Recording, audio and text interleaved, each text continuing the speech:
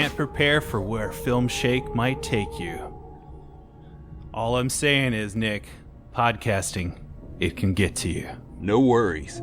Thanks for the warning, though. You're welcome, Pops. If you dance with the podcast don't change. The podcast changes you. Hey, I'm Nick. Wait, I'm Jordan. Damn it. The podcast has changed you. You used to be Jordan. It has changed me. Now you're Nick somehow. Now I'm Pops. We are the 90s Movies Podcast. Unless that's changed. That's the same. We're still the 90s Movies Podcast. This is Film Shake. Episode 76. Talking about 1999 movies this year. Today we've got 8mm paired with a quite interesting, very different punishment movie. But Nick, I don't think you knew exactly what you were doing when you punished me with 1999's The Other Sister. For 21 years, Carla Tate has had a handicap to overcome. No! Carla, get away from the water! Her mother. I give her love, I protect her, I teach her, and suddenly that's smothering. Those are her words, not mine, Mrs. Tate. This is a girl who is determined to push the edge of the envelope. Carla! I need to be responsible so that my parents get off my back. But now at last, she's finally met someone who understands. I want you to meet Daniel. Don't worry, because I've been house trained. Perhaps worse than any snuff film. Because it's a film that can actually kill you instead of just showing you people being killed. I thought these movies came out the same weekend. Like, what insane counter-programming to say, we've got this really dark film starring Nic Cage when he dives deep into the underbelly of the pornographic world in investigation of a possible snuff film. Let's pair that with the romantic comedy about two simpletons.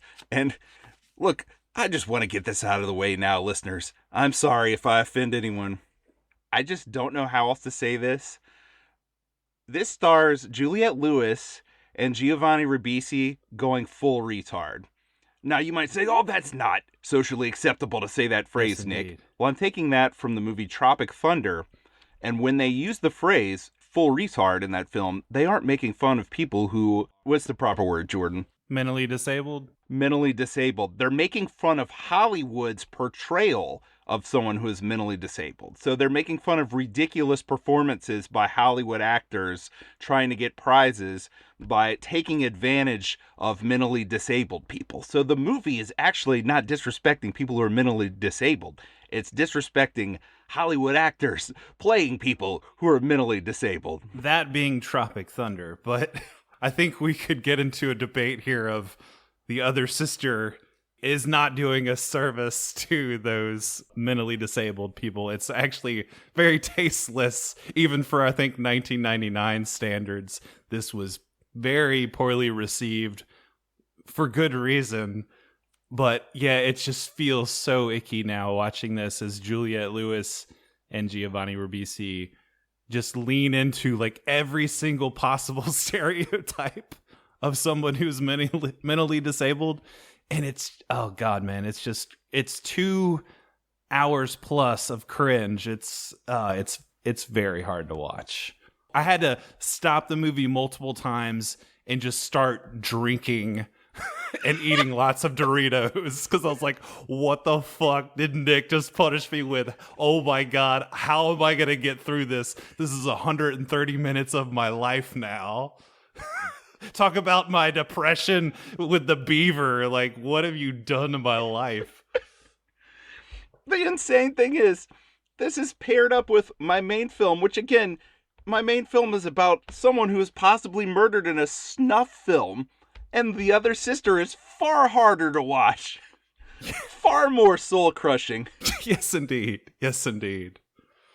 I think it's worse that there are moments where, like, Tom Skerritt and Diane Keaton are, like, actually acting, and it's, like, enjoyable for 5 minutes, and, like, it feels like a normal film. And then you go back to Juliette Lewis and Giovanni Ribisi just crushing your soul with terrible, terrible acting. Somehow I saw reviews of this that like, oh, this movie gets by on its like stellar performances. And like, I've even talked to some people at work who are like, oh, that was a cute film. I'm just like, what the hell? Like, I think it's worse that there are moments that feel normal and then you're just thrown back into like, oh no, what are they doing? Oh man. Well, look, Jordan, I think this hurt you a little more than me. I definitely didn't think this was a good movie. But at about 30 minutes in, I just busted out laughing and I said, you know what? If they're gonna go full retard, I'll just go with it. Where are you gonna take me, Juliette Lewis and Giovanni Ribisi? I'm scouring Reddit. Somehow stumbled onto a Reddit thread. They were talking about this because I think the podcast Blank Check must have mentioned it. And then they had like a thread going about that and how one person was talking about like, even as an asshole teenager, me and like my teenage male friends got together to laugh at this movie, but then just like we're like, oh no man, that's wrong, that's just wrong. Like even as an asshole teenager in 1999, they're just like, no dude, like this is tasteless, let's just turn it off. I want to know the percentage of people that actually made it through this whole movie. I feel like we're in rare company here. Does it need to be 2 hours and 10 minutes long? That question is something every movie that broaches that length should really ask itself. There should be a dark night of the soul where you really think, should I be this long of a film? But especially this film. Not only it shouldn't be that long, I, again, question, and I'm kind of saddened that this got made at all. So many people said yes to this and like, oh, it's a nice film. It's a nice portrayal of these like special people, you know, look at them like achieving and like, you know, growing up and like living like normal people. Just like, no, like shut the fuck up. Don't make this movie. This is so bad. Well, the crazy thing is this is directed by Gary Marshall in between Pretty Woman and The Princess Diaries. Two huge hits. Like two romantic comedy films that's my least favorite genre, but I know enough to know those are two titans of the genre, and he made this between them. You know, you got to let out steam somehow, I guess. I don't know, man. I don't know. Again, once I went along with what they were doing, there is some sweetness in this movie. I can understand why some people might think it's cute. The two of them together, I mean, once you give in to what the movie is doing, are okay for a little while, but then it stomps on your trust because they finally get physical with their relationship and get serious, and it's like, okay, all right, I guess I can stick with this. But then there's a scene where Ribisi's character gets drunk and gets in front of Juliette Lewis's family, which we should mention, there's another alienating aspect of this besides feeling icky about what the movie's trying to do, and it's that Juliette Lewis's family is just really, really, really, really, really wealthy. I mean, they have a tennis court in their backyard that they're always trying to get her to play tennis at. You have the added bonus here of nothing is ever good enough for the Diane Keaton mother figure, which, gosh, man, I gotta tell you, Diane Keaton, an actress I liked early in her career, not that I was like around to watch it, but, you know, watching it later on when I was older. Yeah. But she really fell into this groove here of just playing wealthy family matriarchs where it was just like this same part again and again. I feel like that, man, just really unlikable. Very, very much so. Tom Skerritt, on the other hand, basically carries this entire movie on his back as her father, her accepting father, which really every time he's on screen and talking, it's like, oh, this feels better. This feels all right. Right, exactly. Sarah Paulson is her sister, and Poppy Montgomery is her sister. Like, two good performances there where they're really fun to watch on screen. There is good stuff in this. Exactly. I mean, like I said, there is good stuff in here, but I don't know. I feel like that makes it almost worse somehow. Because it's paired with something like, you know, like it gives you hope for like 5 minutes that this is going to be decent. Like somehow this could work, but then it just goes right back to cringe. And I don't know, man. There's multiple times where I was like, can I just watch 30 minutes of this movie? Can I just watch an hour of this movie? Like it takes breaks and just like gear up for the rest of it. And it's just like, oh man, I gotta get through this somehow. But that was only by sheer will and commitment to this podcast. I'm proud of you for doing the grueling work there and watching this romance blossom between these two people and then unblossom as Ribisi spills his drunken guts in front of everyone. That he tells their love secret, as right. she says. Their love secret in front of her whole family and all of their really wealthy friends at a Christmas gathering. That scene's so awful. I hated that scene so much. Did you think that their apartment was going to burn down because the mother's so freaked out? Like, what if there's a fire? What if there's this? And they have the candles lit in the other room, and then they go and have sex in her bedroom. And I was like, oh man, they're going to leave those candles burning, and that place is going to burn down. I mean, that would have been a much darker movie at that point, but, you know, they would have lived, but, you know, the mother would have been proven correct, I guess, if their house burned down. Yeah, it definitely felt like anything could happen in this movie. Oh, hey, if you're a Stargate Atlantis fan, Joe Flanagan's in this. He plays Poppy Montgomery's fiance. He's in this for some reason. Hey, that was cool. I enjoyed him too. Hey, winning. So I think I found a lot of things that helped me get through this better than you did. It wasn't the worst movie I've seen. I've definitely seen worse movies from 1999. It's just the topics that this tries to tackle, it's not equipped to do so in any way. But I love Tom Skerritt. I love Poppy Montgomery and Sarah Paulson. And even for a little while, Lewis and Ribisi, when I finally just gave up. Just bludgeoned you into submission. Right, because I love the two of them, right? Juliette Lewis, for me. Yeah, she's a great actress. Yeah, growing up, she always had like that cool babysitter / cool older sister vibe going.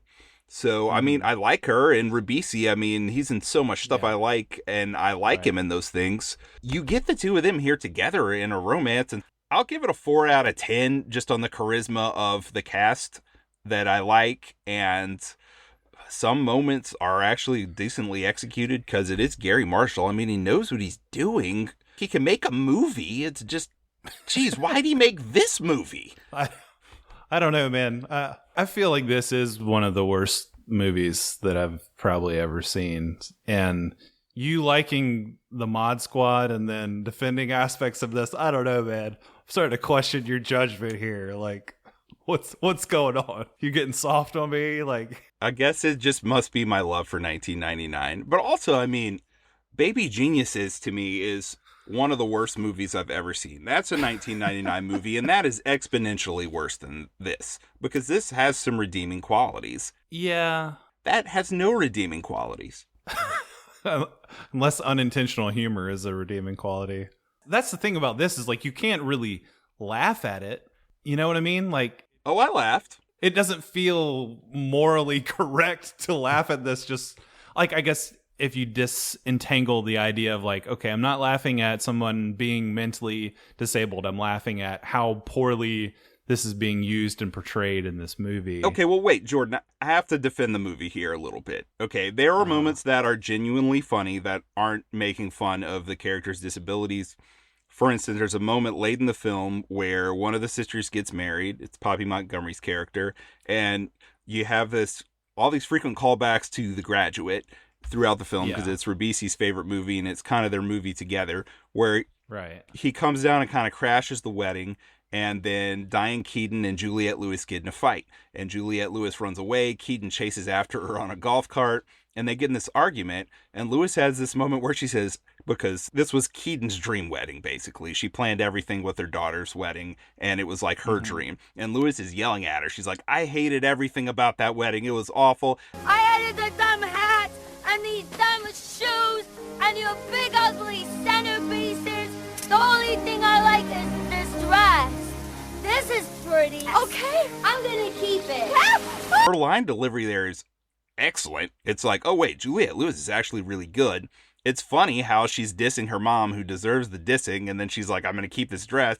It's a pretty funny little joke to throw in there. And the delivery was good, and the direction of that moment was good. There's stuff like that in this movie. It's not like every moment is mocking their disability or just really badly done. There are some moments like that throughout the film. I'd say I chuckled 5 or 6 times, and it wasn't at anyone's expense. I don't know, man. I couldn't enjoy that moment either. It's just all groan worthy. Just, because like right after that, she's like, he can't even take care of you. He can't take care of himself. And Juliette Lewis is like, we'll take care of each other. And it's just like, oh my God. All right.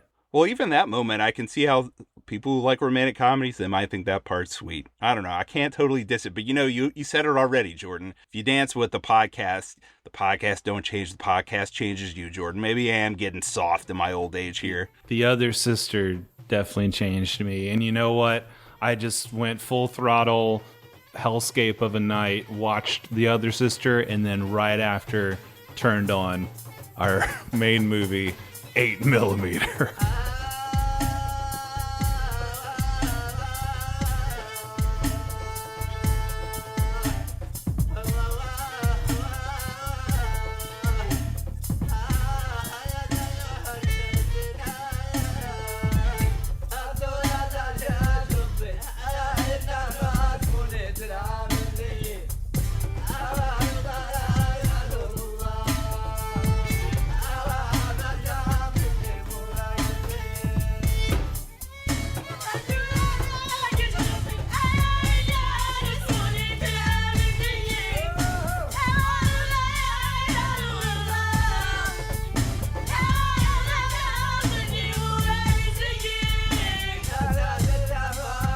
Yeah, you may be the only person alive who watched these movies back to back in real time, other than maybe someone in the movie theater in 1999 said, I need to see 2 movies.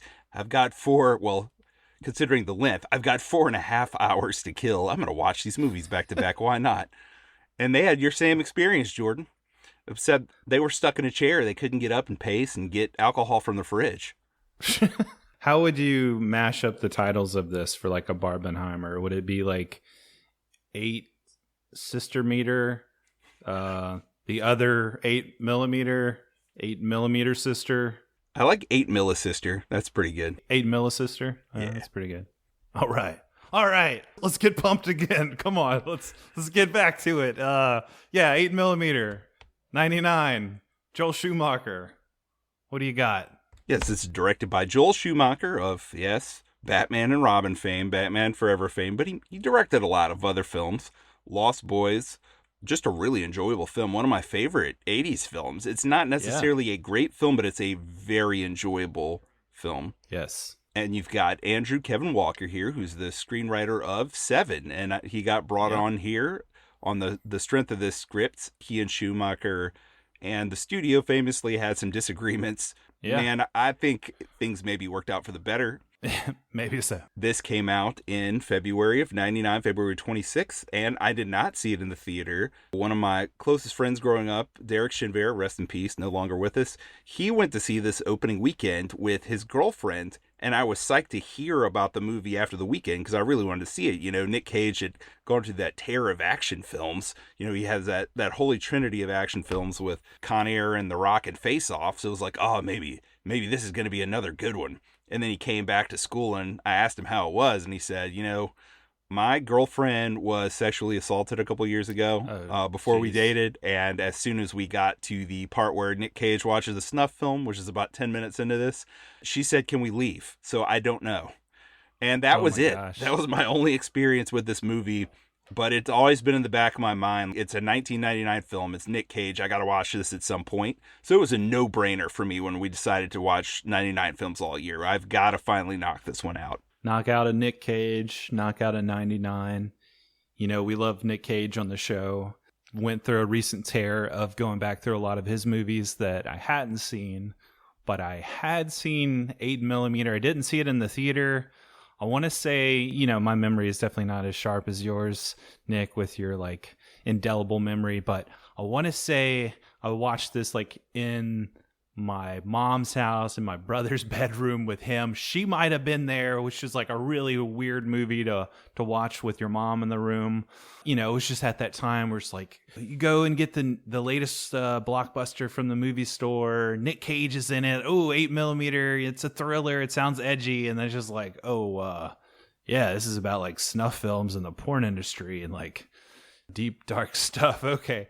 I don't remember like loving or hating it. I just know that like it definitely left that gritty, dirty, icky impression on me. So when you said, "Oh, we're gonna watch 8mm," I was like, "Oh man, that's gonna be a tough watch."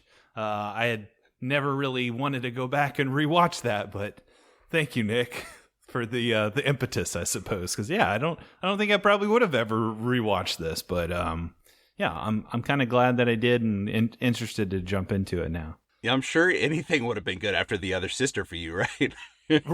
Right. This definitely has that perk to it as well. And this was a minor hit. It had a $40 million budget. It made almost $100 million at the box office in '99, and then it went nuts on video and on DVD. It made a lot of money off of rental, so this was a profitable film despite the darker subject matter.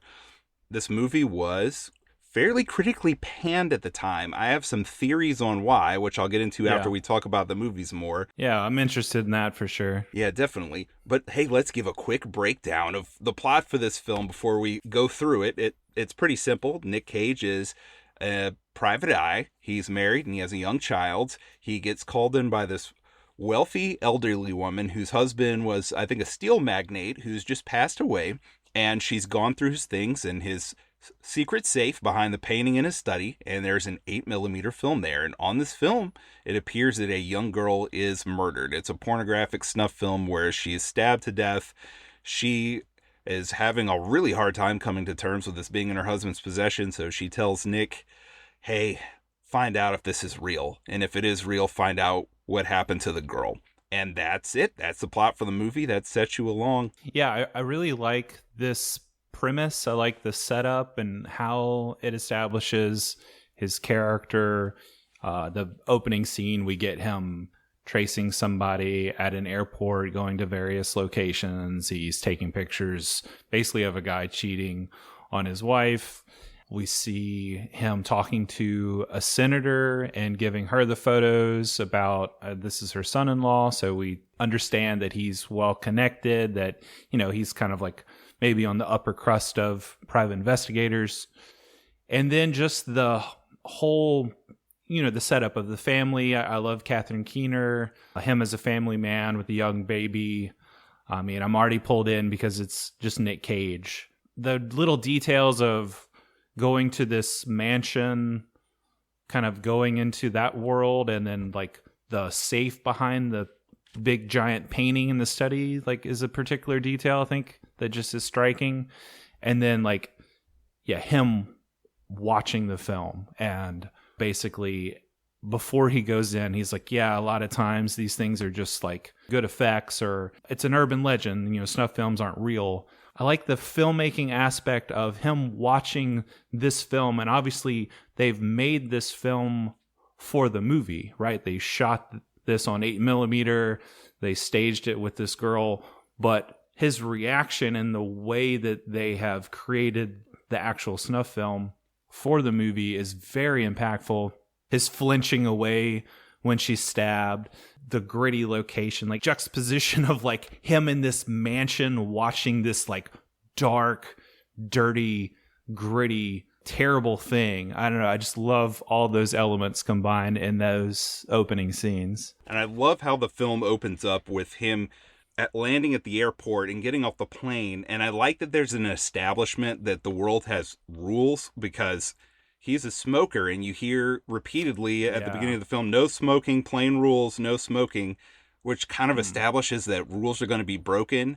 And right, he's got this small little habit of smoking, which is nothing, but that's juxtaposed with the way that societal rules are very badly broken later on in the film. Well, yeah, even with his wife Keener and this idea of like a secret life already in that small little detail. I mean, that's just sharp writing where she's like, were you smoking? And he lies to her and says like, no, you know, I was in bars like all day. Like, we're pulled in by, okay, like he seems likable. He seems like a normal guy. He's got a family. He's got a little baby. He's loving on the baby. But then he lies to his wife about the smoking. And it's just like that small little character flaw or detail that just sets up so much. I'd love that. I think that's such sharp writing. It just leaves you with like a little question mark of like, okay, if he lies about that, then like where's this gonna go? Like what else are we gonna find out about this guy? And I love the way that Schumacher shoots these scenes in Miami that are only like 2 minutes of the film. Man, they look really good. They do. I think the amount of attention to detail that Schumacher paid in this film is really underrated. I love the detail that before he leaves for this mansion, this insane, ridiculous house and this huge estate, he's shown in his yard raking leaves, and then he gets the call to visit this house, and as he drives up, Schumacher makes sure to show you that the first person that Cage sees on the grounds is a worker who's raking leaves. So immediately it's like, okay, he is an outsider here. He has to do what the servants do at his own house. He's not part of this upper crust. And then that's further established when you find out that his father was very working class, that he worked, I think, in a steel mill, and this is a steel magnate's mansion. So you get those juxtaposition and those lies drawn early that he is stepping into a world that he is not a part of. And this is before you get into the underground snuff world. So just a lot of great layering in the script, and by Schumacher, who rewrote a lot of the script himself, and even Cage doing a little work as well, especially with his character. All really brilliant stuff that, man, those stupid critics from 25 years ago, I think, totally missed, man. They missed it, yeah, man. Those are some great details. Like some of that I didn't even pick up on. So, yeah, great details, great layering, like you said there. And, yeah, just from the get-go, the performances in this, I think, are really strong. Like Nic Cage giving a great performance. Keener, the lady who plays the widow. Myra Carter as the widow, yeah, great actress. Anthony Heald as the lawyer, which he's in a lot of stuff like Silence of the Lambs. I know him best from the X-Files episode Closure. That's the episode where Mulder finally finds out what happened to his sister in season 7. Anthony Heald has an extremely memorable part in that, just months, or actually a year exactly after this movie. So he was doing some interesting things during this time period. He's kind of slimy as this lawyer, which we'll get into. Yeah, man, for sure. Lots of really good performances in this movie, and it looks so good. I mean, the way that this mansion looks. By the way, the cinematographer for this movie, Robert Elswit, this is Paul Thomas Anderson's cinematographer. Right. This guy won the Academy Award for Best Cinematographer for There Will Be Blood. So this movie looks great. Yeah, it's a great looking movie, man. He's basically worked on like pretty much almost every PTA movie, I want to say. Punch Drunk Love, like so many good movies. He captures just something eerie, something haunting right from the get-go in these scenes. And yeah, like you said, we're not even in the dark underbelly yet. But yeah, especially once we go to California and then New York, like this movie, I forgot how many places this movie goes and like how much ground it covers. But yeah, basically from here, he's sent on this mission to find out, is this real or not? And going back to the premise, I just love that idea. And like, again, playing with this aspect of filmmaking too, because we're put in that place of questioning, like, was this real or not? Was this girl really killed? And then there's something kind of meta or just like interesting about that when you're watching a movie about, was this movie that was made, like this snuff film, was it real or not? And like, again, like I said, the authenticity that they put into really selling that this girl really could have been killed. You know, it doesn't look like a fake death porn or something, which we see many of later as he's watching them with Joaquin Phoenix's character. And yeah, there's just something like very eerie and haunting about the film itself. And like that whole presence of that just lingers throughout the whole thing. And so beautiful setup, really well done. Hey, Jordan, it looks great. It's got that 1999 look, buddy. Yeah. That fin de siècle, or however you say That's it. Right. Fin de siècle. Desaturate. Yeah. That dread is all over this movie from start to finish. Oh, yeah.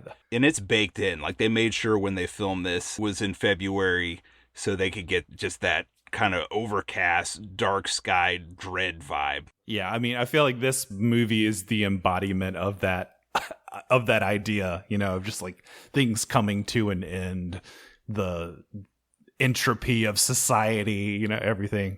I dig the vibe, man. As dark as it is, I dig the vibe. Yes, and the second point I wanted to make was the haunting aspect of the film, Schumacher was just basically doing some pickups.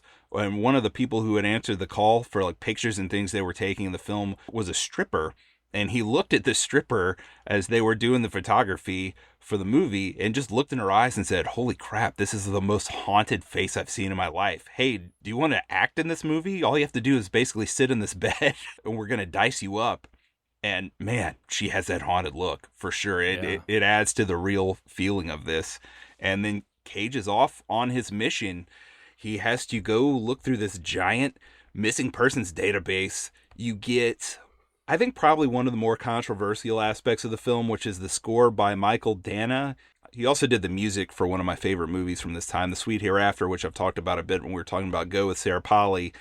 Here he goes with this Moroccan-style music because, again, he wants to, and Schumacher also wanted to further this feeling of being a foreigner, being in a land you don't understand or a world that doesn't make sense to you. So It's a very intense score. You get a lot of Moroccan vocalizations and instrumentation, and I just love how it spices up this montage of Cage looking through all these images at the Missing Persons Bureau.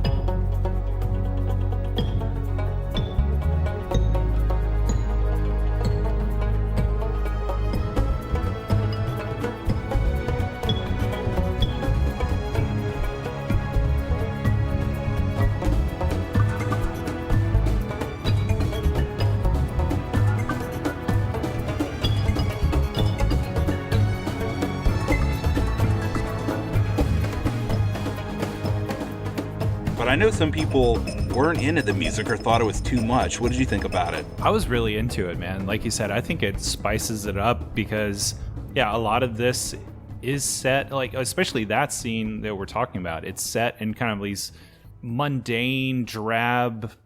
On the other spectrum, you get the dark and dirty and eerie, but I think he really did achieve that aspect of making you feel like that fish out of water, put you into that kind of headspace that Nic Cage is in, where he's just like a foreigner, like a stranger in a strange land kind of thing. So I really dig it. I think it works really great. It's interesting, it's unique, it's captivating, and it does drive like a lot of great scenes in the film. And especially, once we get into LA, once we get into some of these seedier locales, it's perfect. It matches up just fine. So I had no problem with it at all. Yeah, it is kind of like being in this market or this bazaar, so to speak, and you've kind of wandered off into a back alley by mistake, and it's like, oh crap, this is the bad back alley. I gotta get out of here. Right. Yes, and also, Jordan, did you notice this touch? So the Missing Persons Bureau is in Cleveland. Did you catch the name of the club in Miami that Cage is at the beginning of the film? No. It's the Clevelander. Okay. Just some fun foreshadowing for no reason other than, give the film just a little added connection or depth. It's weird. Yeah, I do like how he goes into the Missing Persons Bureau and he gives them his little like fake spiel about basically he's got to protect the identity and the interest of the widow and her dead husband, because he's a wealthy guy, doesn't want to tarnish his reputation and everything. Comes in, he like makes up a little story, about this girl who ran away and everything. And so right off the bat, you get to see just him kind of working the system. Again, him lying. So that's another, I guess, moral dip, in the wrong direction. He's operating in some gray areas already. Yeah. Already, for sure. So I like that aspect of it. Seeing him flip through the different pictures, like that could be a really uninteresting, boring aspect of the film, but the way it's shot plus the music, it really compels you. Like, when is he going to find her? When's he going to find her? You're just kind of like waiting, despite what might be very uninteresting. I think the way that that's done, I was very compelled. Very well done. This reminds me this is going to be a weird comparison, but hey, if you grew up in the 80s, it'll feel this way for you too. Temple of Doom, my mom would let me watch the movie when I was a kid up until the point to where they get to the temple. And as soon as that chanting starts, the lava starts lighting the ceiling. It was movie off. That's where that movie really takes a turn toward darkness. And with this movie, it takes that turn right after this really upbeat montage of him finding a real photograph of the missing girl, Marianne, and then going off to try to find her mother, going to this rural, mountainous town. I thought they said Fayetteville, Arkansas in the movie. In Wikipedia, it says North Carolina. I don't think it necessarily matters, other than that this is a really run-down, rural, small town in a mountainous area, really low-income area. And again, Schumacher goes out of his way to give you details here, where he shows up at the lady's house. It's this rundown house next to other rundown houses on a hill, and she's not home.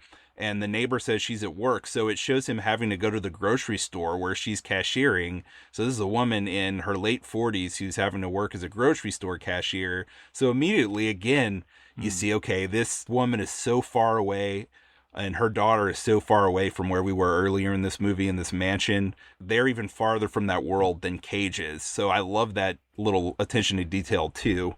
And did you recognize the actress who played the mom here? No, I didn't. This is Amy Morden, who's playing Janet Matthews, Marianne Matthews, the missing girl's mother. She was the mom in Rookie of the Year. Oh, snap. Wow. Mary Rowan Gartner. A movie that's really dear to me. Yeah, I love that movie. Rewatched it with my kids. I think she's great in that. She's great in this. Totally different movie, totally different role. There's a lot of empathy right away for this character. Like you said, those are great details that Schumacher really didn't have to spend the time to give us, but somehow it makes everything about this movie. There's those little details that make everything that much more real, that much more believable. So yeah, him having to go to her house, she's not there, go to the grocery store where she works, yeah, show the situation she's in, go back to her house, like the tactile lived-in feel of the girl's bedroom, of the kitchen with the mother, like everything. There's just like such an attention to detail that I think should be highlighted and praised about this movie, if nothing else. Yeah, definitely. This house feels lived in. Everything is just so darkly lit and grim. This mom is extremely lonely. I mean, she's got nothing going on. She's basically going to her job and then going home alone and worrying about her daughter and what may have happened to her. The 8mm stock that the movie was recorded on is 6 or 7 years old. So the girl's been missing for quite a while. But I love how she kind of very meekly, romantically reaches out toward Cage, but it's really subtle. And we know that he's a family man and he loves his wife, so he's not going to go for it. But there's something else in this film that I think maybe critics didn't quite get. Early in the film, especially the first half an hour or so, there's a lot of exposition over the phone where Cage is calling back to his wife and calling back to Miss Christian and giving updates. And his voice is kind of monotonous and just very rigid. Yeah. But you have to notice the evolution of these phone calls throughout the movie and the way he's communicating with them. He's apart from everything. He's emotionally distant from the situation. He's just doing a job. His relationship with his wife, it's good, but it's also a bit robotic. He's definitely kind of keeping her at arm's length. But this moment with the mom is where he starts to really care about Marianne, which also comes into play very strongly later in the film. Yeah. He talks to the mom, and he says this line to her. If you had to make a choice, just if you were forced to choose between imagining her out there somewhere, living a good life, being happy, but you don't know, you never find out, or the worst being true, her being gone, but you know, you finally know what's happened to her. And I think when she says, I need to know, that's whenever he's like, okay, I have to see this through to the end. I can't just go back and tell Miss Christian, because I think there's a part of him that maybe isn't bought in to where I think he maybe would have done that, and now he cares. There's an interesting dilemma for him there, too, that I think the movie plays with, where you're not quite sure what he will still do with that information, knowing that like she needs to know. Because I was still kind of wondering, like, well, okay, he finds the girl's diary, which I think is very interesting detail again, where he searches through her room and then he's searching through this small little bathroom and, you know, just gets the idea to look in the back of the toilet, and she's hidden her diary in a plastic bag in the commode. And it's like, wow, that's just a really strange and unique way to present a detective finding information. But then I'm curious still, like, okay, he knows that the mom says she wants to know, but like, can he stomach like giving her that information? Is that something that he's willing to do? And I think that's an interesting dilemma of like, okay, even if I do know the truth about her daughter, will I leave the diary? Will I tell her what I find out? And yes, he ultimately does. But I just like that whole idea, that whole concept of like the darkest would you rather game possible, I guess. Right. That really comes full circle late in the film. And also we meet Marianne's ex-boyfriend, who it turns out is in prison, and it turns out she and this guy went to California and broke up. He came back, broke some laws, and ended up in jail. This is played by the one and only Norman Reedus, who was also in the Boondock Saints that year, and later came to a lot of fame with The Walking Nice. Dead. But this is the grossest, most hateable I think Norman Reedus has ever been in any movie. He is just so callous and disgusting. He disgusts Cage's character here. He asks Cage's character for a cigarette after the two of them talk, and Cage just pulls his own cigarette out of his mouth and throws it on the floor and stomps on it. Which is made even better because Reedus's character is mopping the floor. Right, so now he has to clean it up. I love that moment too, and you're right. He's probably not the most unlikable character in this movie because we see far, far worse, but he's really hateable too. And just, he's calling this girl a bitch and what do I care about her? You know, all this stuff. So yeah, you're just like, just from a few lines of dialogue, you get the, I guess the idea of what could be coming next of just like, this guy's scum and we're only in like a small rural town. And I do think the small rural town aspect ties nicely into that idea of big dreams of going to Hollywood and becoming a star, and like showing us this like just crappy lived in house and the mom working at the grocery store and this guy's in prison. Like you said, there's that dread that hangs over the film, and then there's just that lived in dank realism that's captured so well here.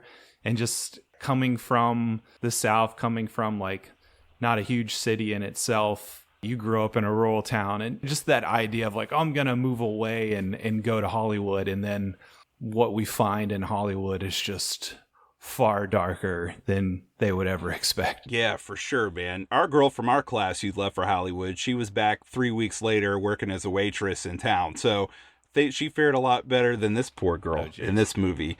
After he visits Reedus, he goes back and talks to the mom, and they have that conversation where he asks the question. And then you go from that, you have the music pick up, and you have all these Moroccan drums and chanting, and it goes to Cage driving in Hollywood, because thanks to this information he's got about them going to Hollywood, he's tracked her there, or is tracking her there. And I love the painting in the background. Instead of getting the Hollywood sign, you get this painting that he drives by in his car, and immediately like everything is just seedy and gross and awful. XXX signs and neon, all the prostitutes out on the street, trash everywhere. And apparently, this, Hollywood had been cleaned up a good bit, and New York later had been cleaned up a good bit. So they had to like fake a good bit of this, but it looks real to me, and it definitely captures that vibe. It definitely looks real. And he finally stops at a store. He's offered a battery-powered vagina, and here we're introduced to the second build actor in this movie. And gosh, is he great in this, and just so lovable. Joaquin Phoenix. The first time I watched this, so I watched it twice for this episode, and it was an easy second watch for me, despite the content. The first time I watched it, I didn't know if Joaquin was going to be a good guy or not. You know, I didn't know if he was going to betray Cage or be in on it the whole time. He just turns out to be the biggest sweetheart. Right. It's such a different performance for Joaquin Phoenix, especially compared to what he's done in the past decade or so. Max California, what a sweetheart. Got the blue hair, mohawk. You know, he's working in the porn shop. He's got the just grungy shirts with the naked cartoon on it, or his belly's half poking out, not because he's fat, but just because the shirt is punk short, I guess. And I don't know, he's just got this whole punkster, grungy, dirty Hollywood vibe about him. And at the same time, like you said, he's just so endearing, so charming, obviously kind of gruff at first on the surface, trying to sell him the electric vagina or whatever. But as we come to get to know him, it's like, oh man, like, how could you not like this guy? Right. And you get more parallels there because he came to Hollywood also looking for stardom. In his case, it was musical stardom because he's a musician, he's a bass player. And it's another parallel to Marianne and even to Cage in a way where he's an outsider and he came here with big dreams and things didn't work out. And now he's stuck working at this porn store that he's really not interested in this stuff. As he says later, he doesn't even consume it. He just points people toward it. Yeah, I like the small detail where Cage is like, what are you reading? And he holds up like a porn paperback and he's like, no, what are you really reading? Because he sees him with the highlighter. And then he's reading In Cold Blood by Truman Capote. Yes, and I love how he starts trying to pull out words from the book that are big words he doesn't quite understand. Just more great little touches there. Right. Yeah, man. Obviously, we're really vibing with this movie, digging it so far. I think Nic Cage and Joaquin have a great chemistry together. Joaquin calling him Pops. Obviously, Nic Cage is just super kind of rigid and like out of his element and super serious, and Max is just very laid back and kind of knows the lay of the land, knows everybody in these circles. It's a great dynamic. Yep, and there's a lot of great dialogue between them. I like how Joaquin tells him early in, whenever Cage starts asking for stuff, he lets him know, I'm looking for a snuff film. Tells him he's going to pay him to help him. He'll pay him more than whatever the snuff shop is paying him, which I love how Joaquin bluffs that he's making $400 a week there. And Cage calls him on it, but hey, he's got a rich benefactor paying him. Miss Christian's giving him a lot of money to do this, so he gives Joaquin $500 a week. And I like how Joaquin says, there's not much illegal out there. I don't know, I just like that line. Yeah. And then his most famous line, obviously, in the movie, we've talked about it before, but we changed the words up. Pops, you dance with the devil don't change. Devil changes you. Yeah, good line. They go into this seedy world where they're looking for movies, for snuff films, which everyone says doesn't exist. Joaquin doesn't think they exist. But I love this touch too, and this is a great 99 touch, and you talked about things coming to an end and all this. There's a mention that all this stuff is going online. Everything's on the net now. So the people who are into this scene where it's like, I gotta have physical copies and collect all this horrible stuff, these are the real deal nasty people. Yeah, when they go into like these different basements and the tables set out with, we've got all these VHS tapes, like unmarked VHS.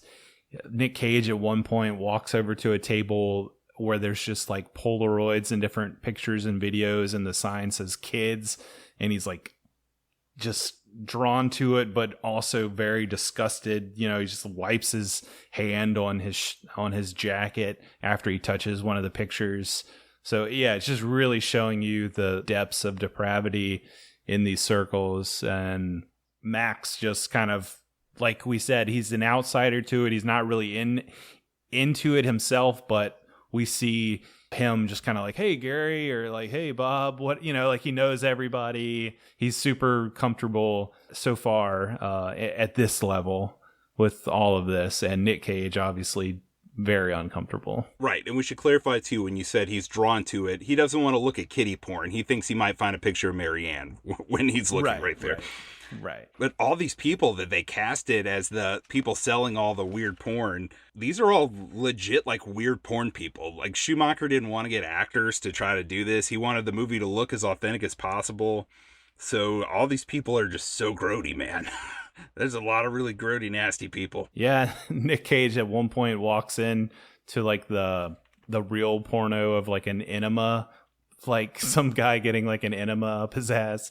And, like apparently they had to cut a lot of it out to make this like an R rating. A lot of the rest of the movie too, to at first getting an NC-17. But the authenticity for sure, like whatever you want to make of that. I know we'll probably get into the critics panning of this and just kind of deriding it as exploitative or, just using this foul subject matter and getting off on it as entertainment or whatever. But I think we're on the same wavelength as far as at least having to appreciate the honesty and the authenticity with which Schumacher presents all this and just giving you the world and the realism of Hollywood and these underground circles and everything. And I can't tell you anything in this that I found that was exploitative or titillating or, that felt like cheap just because of the attention that they give to it, with the realism that is presented in. Yeah, and I think a lot of that is due to the care that Schumacher put into this film. I listened to the director's commentary for this movie, and I also watched a 20-minute long interview he did specifically talking about this. Man, he just comes off so well, especially in the commentary, because you really get to hear him talk about everything in the film. Just the amount of care that he put into this movie.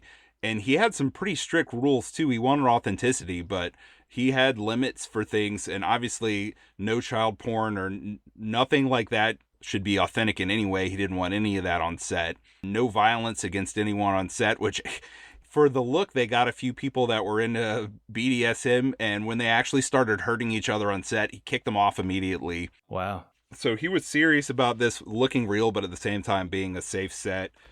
And the NC-17 rating, man, a lot of the stuff that's graphic, it's just stuff that's on screens, kind of on the periphery. As for what's actually happening in the movie, there's really nothing sexually graphic that specifically happens. You do have a real brief moment of full frontal nudity, but again, it's Cage looking into a pornography that's about to be filmed. It's kind of voyeuristic. It's not like that's something that's happening. There is some violence laid in the film that they had to tone down a little. You get humor in here, too. You got Joaquin saying one guy sees it and pukes, the other falls in love when he's talking about all the weird crap that they're seeing. Yeah. They finally get what may be a real snuff film, and it's really awful, and both of them are watching it and just really in grief at what they're seeing, but then they pop in the next one, and Cage realizes it's the same actress, so it was fake, and you get a couple lines that Schumacher thought were really darkly funny. The first being, well, what do you expect for $1,200? Right. I like how Joaquin's like, I need a beer after that, and like Cage is just very relieved that they didn't just watch someone be murdered. Right, and they jokingly call it Snuff 2: The Resurrection. Yeah. I like the line, too, where Max says, there's 3 rules in life. 1, there's always a victim. 2, don't be it. And then Cage says, and 3? And Max is like, I forgot what 3 is. Yeah, they're just so fun to watch on screen. And you do get a brief moment of warmth when they're in California. I really like the scenes of the two of them in Joaquin's apartment together, which is really disgusting in there, but I like how Joaquin kind of bears his soul about his life story, wanting to be a musician. All that's cool. But I like when Cage goes to the mission for a minute, where he kind of tracks her down and finds this mission that she briefly stayed at. I like how the nun says, I remember Mary. It's like a brief, warm moment in this awful, cold hellhole that they're in. And that he finds her old briefcase, and he gets a lead here. He finds all these phone numbers, and he finds that she was in talks with a pornographic company. That company is being managed by a guy that had a really insane year, James Gandolfini. Not him in real life, his character in the movie. He played Tony Soprano.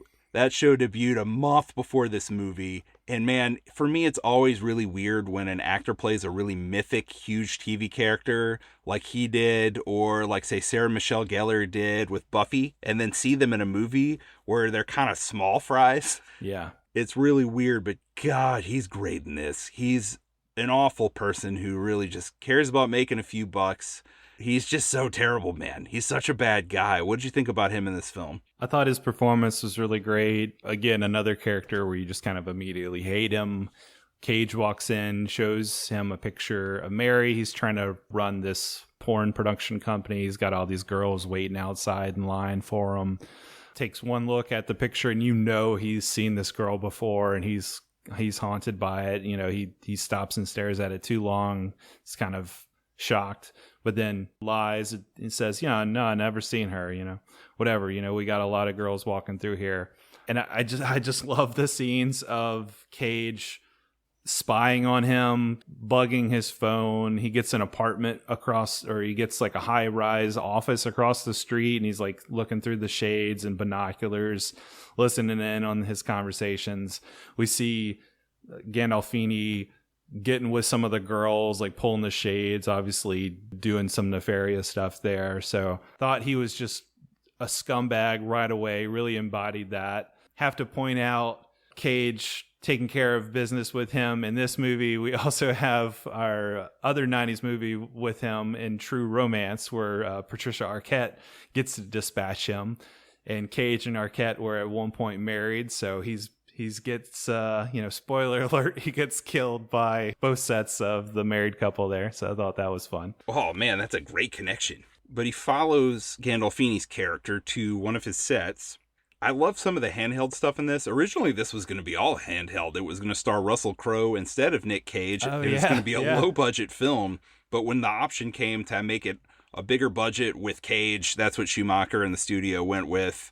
I don't know what that other movie would have been like. I just love the sign of the times where, like, I feel like we're almost living in reverse land, or maybe like later, 5 years later, that would have been such a different story. Just the idea of Cage being a bigger star and making this like a big budget movie in 99 versus a small budget movie with Russell Crowe, because like only a year later do you have Joaquin and Crowe in Gladiator, and Crowe on the rise. They're probably both, I guess, the same stratosphere nowadays, where I don't think you could make like a huge big budget movie with Cage or Russell. I don't think their performance in the last, their box office performance, at least in the last like 15, 20 years, would pull in the same kind of stuff.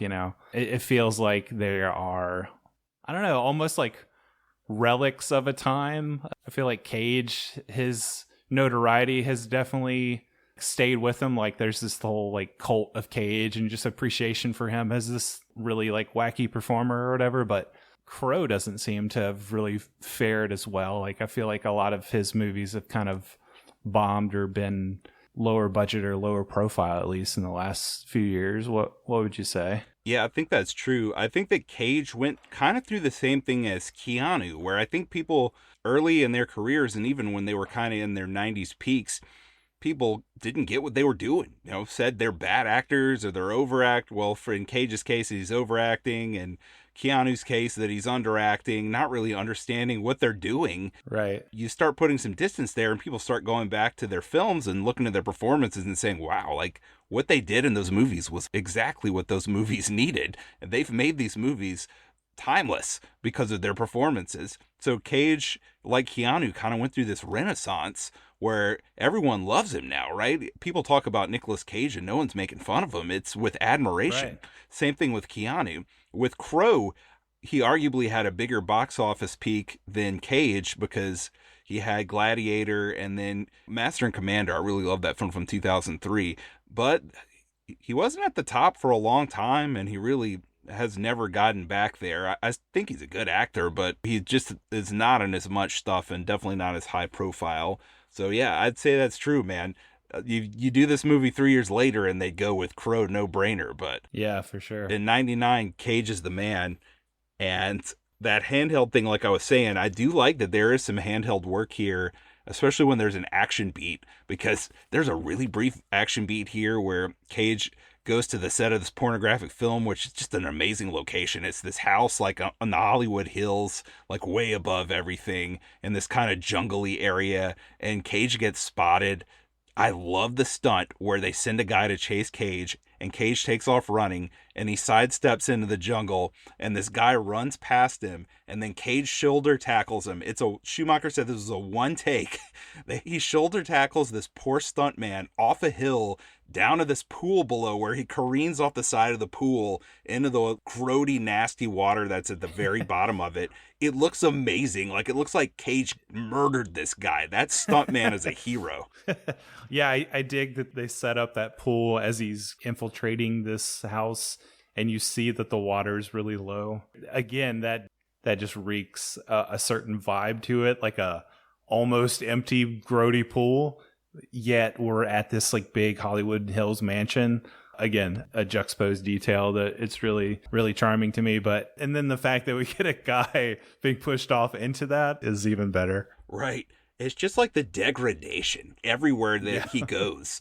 It's just like societal, cultural degradation and the degradation of the locations he's visiting. It's just pretty incredible. And this is about the moment in the movie where he gets a new detail. It turns out that the movie that she was in was directed by Dino Velvet, who is described by Joaquin. And Jordan, you must have loved this. He's like the Jim Jarmusch of S&M. Oh, yeah. Which then we do see like a brief minute of this guy's actual movie, and it's like the porn interspliced with randomness of like kittens and various animals and just weird off the wall stuff. So right, at least they made him kind of stand out and interesting. And then of course in most of this guy's films you have this character named Machine who wears a mask. And so when Cage sees this is the guy that's in the snuff film that he's watched. So you can recognize the mask, the shirtless masked executioner. So that immediately shocks him and strikes him like, okay, this must be the guy. Right. And he's got that pentagram tattooed on his hand just to give things another layer of evil there. Another great detail. Yeah. Mm-hmm. That Cage recognizes. And they go to New York. I love the transition here where right when we get to New York, like our transition there is Joaquin has a video camera and he's filming them. Maybe they're driving over the Brooklyn Bridge. I'm not quite sure, but you can tell it's New York. And he tries to film Cage and Cage won't let him film him. But that's a great transition with a lot of layers too about voyeurism and Cage's character in of itself. And it's a clever, witty way for them to introduce the most film location in the world in a way that feels original. Yeah, definitely. Later on, when we are introduced to Dino Velvet and get into his little lair, it's Peter Stormare, famously almost wordless performance in Fargo, who's just amazing in that movie. But yeah, he's really great in this, very villainous. But I like the moment where he tries to film Nic Cage and he's talking about how he likes his look and his aura, and Cage again won't let him film him. And he's like, what, you'll pay me to make a movie for you, but you won't trust me to take your picture? And Cage says, that's a different kind of trust. So yeah, I love that little layer, that little detail of Cage's character. Yeah, dude, it's great. And I was a little scared for the movie here because I love Peter Stormare, but in a lot of things, even where he's the bad guy, there's like a little bit of a silliness there. And I was thinking, watching this character needs to be scary. I need to be scared of him. And I don't know if I can get that from Peter Stormare. I don't know if I can be scared of him. Lo and behold, Jordan, he's freaking terrifying. Yeah. He's very scary. So Cage sets up a get-together. He takes the money that the widow has given him to try to arrange a film to be made that he wants Machine to be in, and he wants to be there on the set because obviously Machine is who he's trying to track down. Machine's the possible murderer of Marianne. So he arranges this scenario, and this is where he messes up. He's gotten a little too arrogant. He doesn't realize that he's in way over his head. He dismisses Max California. He tells Joaquin he can go home. The most heartbreaking thing to me is that Joaquin feels like he's finally found his place in life. His place in life seems to be as a PI's assistant. He's just really great at this job, helping Nic Cage's character, and he doesn't even know what he's doing. Nic Cage hasn't filled in the details or told him what they're actually doing, and he asked him, he's like, are we trying to solve a murder here? What's going on? Let me in on it. And Cage won't and sends him home. Yeah, they're at that bar scene, then Cage just walking away. Yeah, very uncomfortable, just like, all right, well, good luck to you, have a good life, and then he just walks out the door. Yeah, it's very heartbreaking because you really feel for Max and want him to stick around for the movie. Especially, I was kind of shocked in the beginning that he even went all that way to New York. I thought that was an interesting wrinkle because some movies would just kind of leave that character in California and then we'd pick up in New York and Cage would meet somebody else, start another relationship or whatever. But obviously Joaquin's just too good to leave there And yeah, it's just really it's really heartbreaking because yeah, you feel like this guy is an outsider. He really doesn't have a place in the world. And so as you mentioned him being a PI's assistant, it made me think, talking about Paul Thomas Anderson, we have Joaquin in Inherent Vice playing Doc Sportello, who was a private investigator. So another cool connection there. True. Good connection. And I like the detail that there's a burning car outside, that there's been an accident outside the bar. In the commentary, Schumacher stops and says, you know, a lot of times throughout my career, I've been accused of just doing things to do them, just adding in spectacle for no reason at all. And I did do that one time in this movie, and it's this burning car. I just thought it would be cool and make the scene more interesting if there was a burning car outside. So I did it. Man, I need to go back and rewatch that scene because I don't think I even recognized that. I like it though because he's saying that, but it's obviously a metaphorical sign of the danger to come. Yeah, for sure. That's great. And just the bridge being burned, so to speak, of their relationship, you know, just Cage cutting off Joaquin and, you know, just like, I got to send you home. You don't know what you're getting into, that kind of thing. But obviously, like you said, Cage is arrogant in that he doesn't understand what he's about to walk into. Dude, and we were talking about the degradation before. Man, this location, the people who found locations in this movie, sometimes that was Schumacher himself, the location scout just crushed it because this warehouse area outside of Brooklyn that they found to shoot the upcoming scenes, it's just so run down, and it feels like you're the farthest edge of the earth you can go before you reach hell.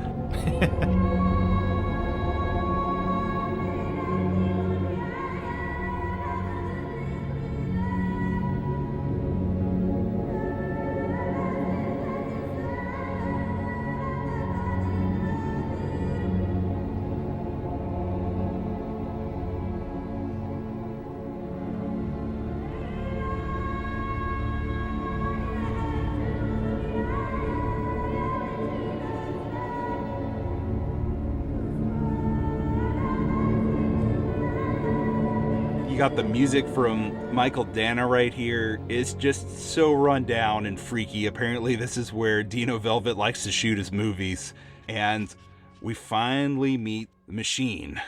What did you think about the setup here? Yeah, the locale with the spray paint as he's walking through like these different corridors in the warehouse through these kind of concrete openings, and you have like Dino Velvet films, arrow forward, you know, just adding to the aesthetic. And then we see Dino with a crossbow. He's shooting arrows at a cross.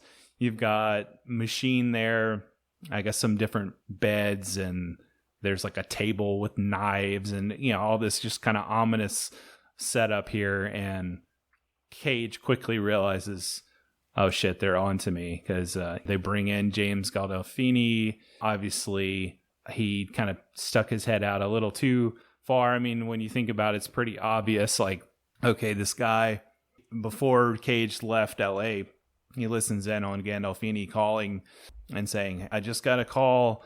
Somebody knows about the girl. He's freaked out about it. Then you've got Cage kind of poking around, wanting the Machine. Obviously, they're going to kind of have their antennas up, and yeah, they're on to him. So lots of dread here for sure, as you're just not quite sure how is Cage going to get out of this situation. Handcuffing him to the table with all the knives, and then we realize that they have Max, which is just, we talked about heartbreaking before. You see Joaquin, he's got the duct tape on his mouth. He's just all beat up and bloody. And then they tie him to the cross. It's just, well, yeah, it's so tragic. It's rough. And basically they're doing all this because they want the 8mm film. And we also realize in this scene that the lawyer from the very beginning was in on it the whole time. So yeah, lots of reveals here. Yes, and I don't think we've mentioned it yet, but adding to the voyeuristic aspects of the film, someone's been watching Cage this whole time. We've seen numerous times throughout the film shots that seem to come from the perspective of someone who's tailing or watching Cage. And it turns out that was likely either the lawyer or someone working for the lawyer. So he's been on to Cage this entire time. And then you get this scene where they go out to Cage's car, which is parked in this warehouse area. It's just the lawyer and Cage. And something that I thought was amazing, whenever Cage signed on to do this movie, he and Schumacher had a sit down, kind of a heart to heart. And Cage told Schumacher, look, I get that right now I have the reputation of having a shtick. I don't want to do that in this movie. I want you to help me hold that inside. So what they decided to do with this performance was Cage was going to hold all of his emotions and everything inside until there was no possible way for his character to do that anymore. And that moment where those emotions come out is this scene where he just can't take it anymore. This might be his last moments on Earth. He has to understand why this happened, why they killed the girl. So you get Cage, it's great acting. It's only Cage can do this kind of stuff where he's just very emotionally screaming at the lawyer. Why'd you do this? What was the point of this? Why did the old man want to make this movie? And of course, the answer that comes back is the most awful answer possible. Because he could. He did it because he could. Just because he could. Yeah. The worst possible answer, as Cage, is really just obsessed with finding out why. Like that's his whole motivation is just like, okay, I know that this really happened at this point. The girl is dead, but like, why did they do this? That's just so crushing. We're talking about from the beginning, setting this whole thing up, going from house on the hill, the mansion, the upper crust, and the contrast between Cage, like the worker raking the leaves and everything, and then just like the slow decline from like that top echelon of society down through the levels to here we are at like the bottom of the barrel, and just because he could, just this whole commentary on wealth and the abuse of the misfortunate. And yeah, it's pretty dark shit. Yeah, it's very, very dark. And the crazy thing is the movie gets even darker later on, but they get the film and they go back in, and somehow through a lot of random violence and some smarts, Cage gets the upper hand here because he realizes when he talked to the widow before that $1 million had come out of Mr. Christian, which is interesting that the wealthy man who ordered this tape's name is Mr. Christian. Oh, yeah. But he paid $1 million for it, and Cage realizes, wait a minute, I bet the lawyer pocketed most of that and just gave peanuts to everybody else. So he mentions very loudly as he is about to be killed and Max is about to be killed that, hey, there was $1 million here. Did he give you all your share of the $1 million? Because he should have. Right. But he also does it in a very derogatory way, which I thought was awesome too. Yeah, because he's just pissed off. He's not quite where he gets at the very end of this, but he obviously wants to inflict as much damage as he can on these guys, even if he's going to die. I think Max has already been killed at this point, or is shortly after. Right, because that's the horrible thing is Max getting his throat slit here, where it seems like he's going to be let go. Dino tells Machine to free him, and Machine just slits his throat. It's awful. Yeah, it's terrible. I mean, what are you going to do? And this is just one of those situations where it's just like, you're screwed. Like you should know you're screwed. What, are they going to let you live? Like you're going to give them the evidence they want, but like you're still a loose end. They're going to kill both of you, obviously. So, and we didn't mention, but as Cage goes to his car earlier with the lawyer, he gets some sort of weapon, like a metal rod from, I guess, like his kit in his trunk or something. But yeah, he has like it up his sleeve, basically. Yes, which is going to come in handy in a second. Also, when Joaquin got his throat slit, that's one of the reasons the movie was NC-17. They had to tone the violence down on that a lot. But yeah, he has this blade hidden on his person. He stabs Machine. He's able to get the gun off the table. He and Gandolfini face off. But there's only one bullet, unfortunately, in the gun. So all he can do is free himself after stabbing Machine. And after Stormare takes a bullet to the neck, after he kills the lawyer with the crossbow. And I love his final lines where he's like, not like this. I'm supposed to have something more cinematic. Yeah, I love the not like this especially.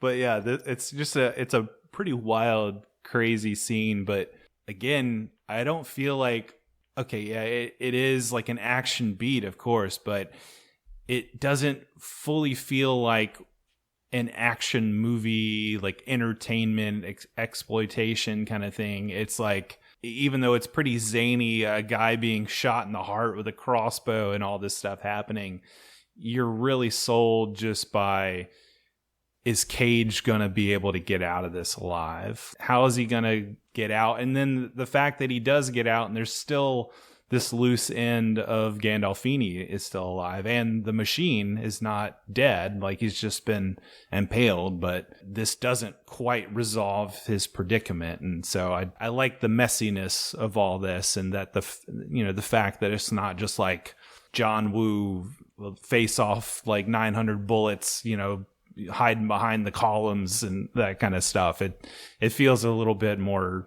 realistic and grounded than that, despite all the kind of ridiculous trappings of it. Right, because I don't know if we mentioned this too, Schumacher ordered that the walls in this warehouse be painted red, so it's like hell in there too, which is a cool detail. I want the car on fire. Right. I want the walls red.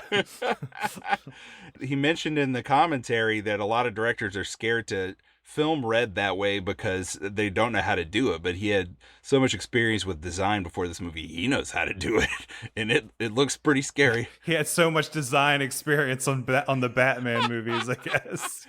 It really prepared him for 8mm. I'm thinking more his career before film, because I should mention this, something else you learn from the commentary is that Schumacher came from a really rough background. His background would be most like Mary Ann in this film, where he was on the streets at points. He was like losing teeth. He was in rough shape.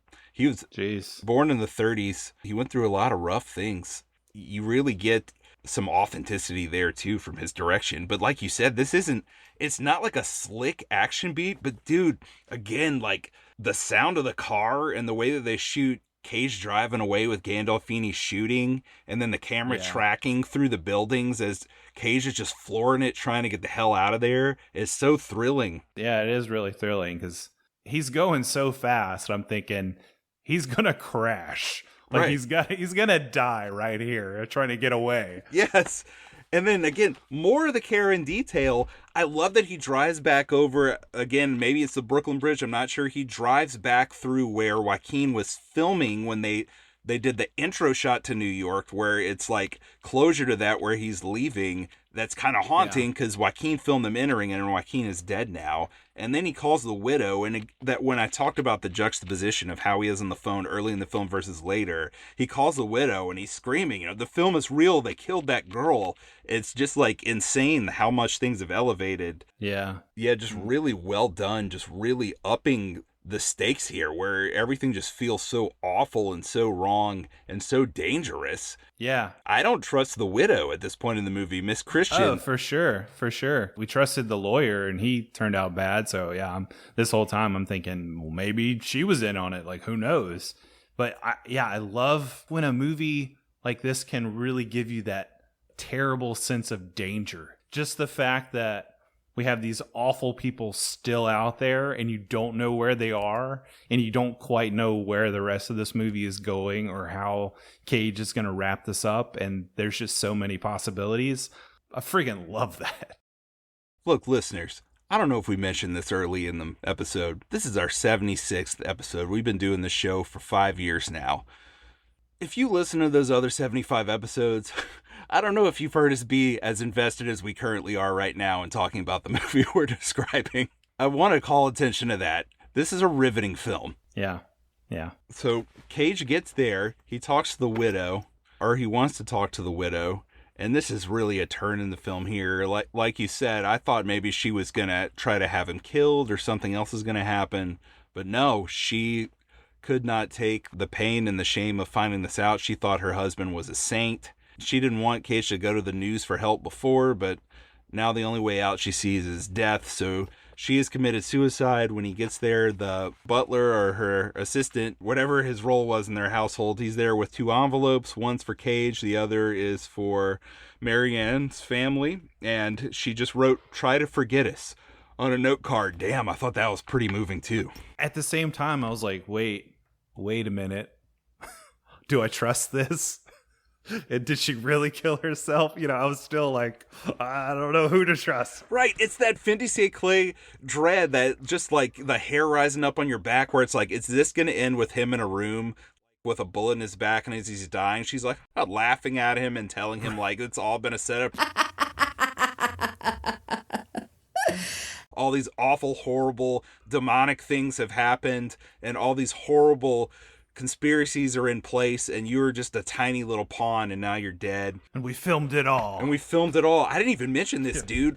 Whenever everything starts going crazy in the warehouse in New York, whenever it's revealed to Cage that, hey, like, we are on to you this whole time, and now you're screwed, I love the line from Stormare where he says, Satan ex machina.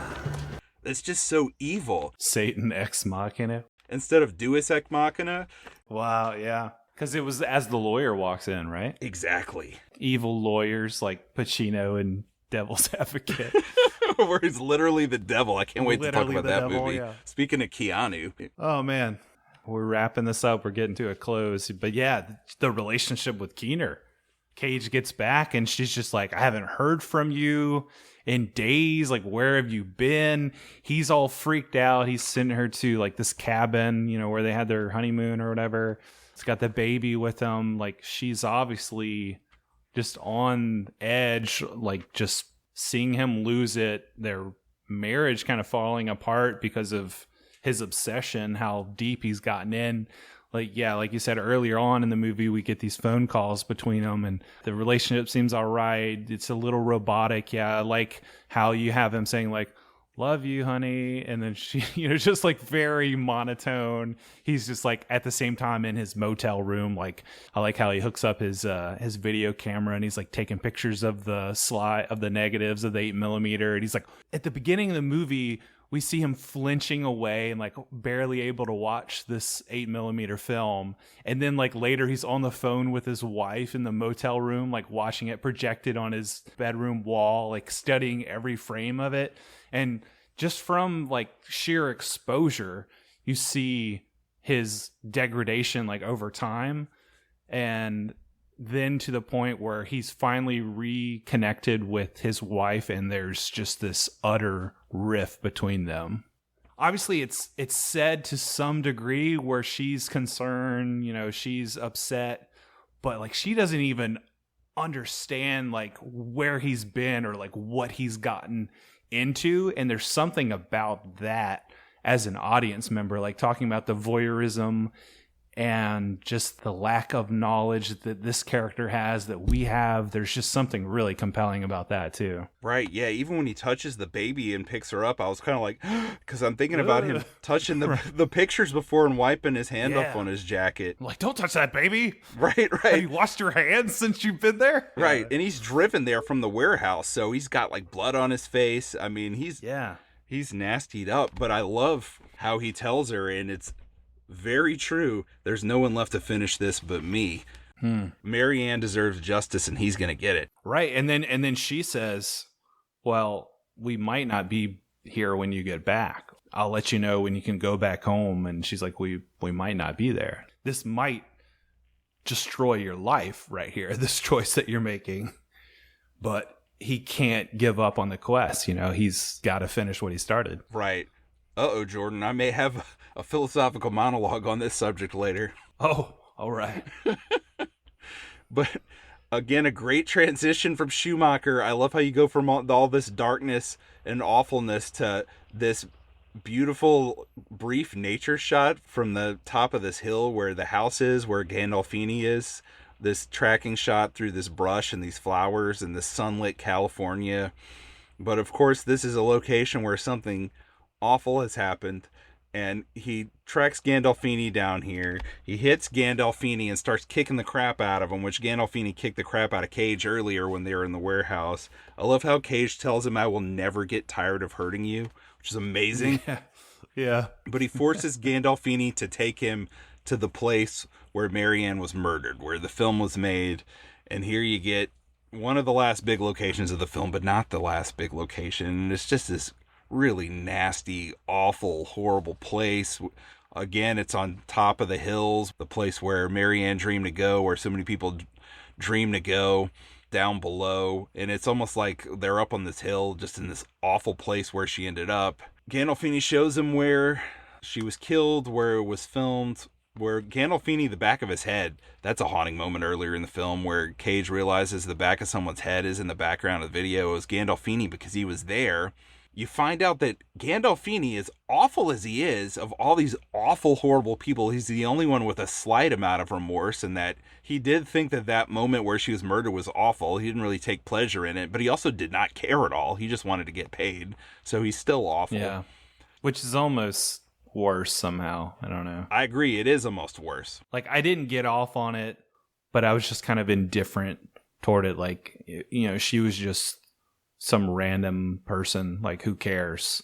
I got paid. Right, yeah. He says she's been dead a long time and no one gives a shit but you. To Right. Cage, which again, that'll come into play in my philosophical dialogue in a minute. But Cage wants to kill him so badly. He's got him tied up by wire to the framing of this awful, disgusting, rotting, degrading building, and he just can't kill him. And Gandolfini just starts mocking him, and it's so awful. He is just insulting him, just making fun of him for not having the balls to be able to kill him. He's telling him he can't kill him. And Jordan, this leads to one of my favorite scenes of any 1999 movie I've ever seen, man. I love this scene so much. I hope that you liked it. I know it was too much for people in 1999. I think a lot of people didn't get it or thought it goes too far emotionally. Screw those people. Screw those people, because I think Roger Ebert was one of the few major critics at the time who really got this movie and enjoyed it. But he said, I've never seen a movie where someone calls the mother of a child that's been killed and like asks for permission for them to kill the killer. And yeah, this is just a really insanely powerful scene where we see the mother receiving the news that her daughter really is dead. And it's just so tragic because earlier on we saw how she's kind of still holding on to hope that one day this girl will walk back into her life, and she thinks about her every day. And just the way that this information just destroys her, give that woman a freaking Oscar right there, man. Because that was, I think I read from the trivia that she like was physically moved like really to tears, like shooken up by filming this scene. And you can really feel it in the moment, just the intensity of her emotion. And then Cage too, just like, give me the permission to kill her murderers. You know, it's just, I was all into it for sure. He goes to the car and calls her on the phone. And Schumacher made it a point too, with all the phone calls in this movie, he really wanted the actors to be speaking to one another. So she really is reacting to Cage talking to her and giving her this information that Marianne is dead. She's killed by these people and they buried her. And the whole deal here is they're going to get away with it. The film is destroyed. No one cares. Literally no one on earth cares about Marianne but Marianne's mom and Nic Cage, and that's it. There will be no justice here unless Cage enacts it. And God, Cage is good here. He's a generational talent. Remember when I asked you if you'd want to know the truth, no matter what? What? Some men, they took her and they killed her and they buried her. No. I'm sorry. No. Sorry. No. I want to punish them for what they did. What are you saying? I can hurt them. Give me your permission to hurt them. Please. Tell me how much she meant to you. Just tell me that you loved her. Please tell me that you loved her. I love her. I love her so much. I love her so much. Oh, no.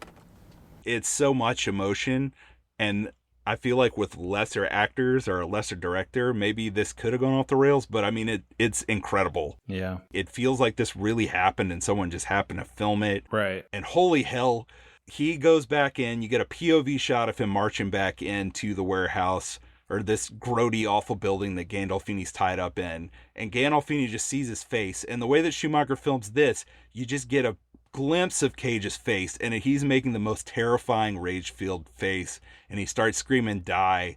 He pistol whips Gandolfini to death, but Schumacher, again, in his thoughtfulness, you do get a brief moment of catharsis where you see him land the first hit with the gun, but then you cut to Cage outside, shaking, just trembling. His hand is trembling. He's holding the bloody gun, and you get the sound of him beating Gandolfini to death, but you just see his reaction afterward over the sound. So you don't get to see all of the beating. There's not that total satisfaction there or that glorification of the violence there. Right. I thought that was really tastefully done, and I know they probably had to edit that in that way for the ratings, but I think that works in its favor.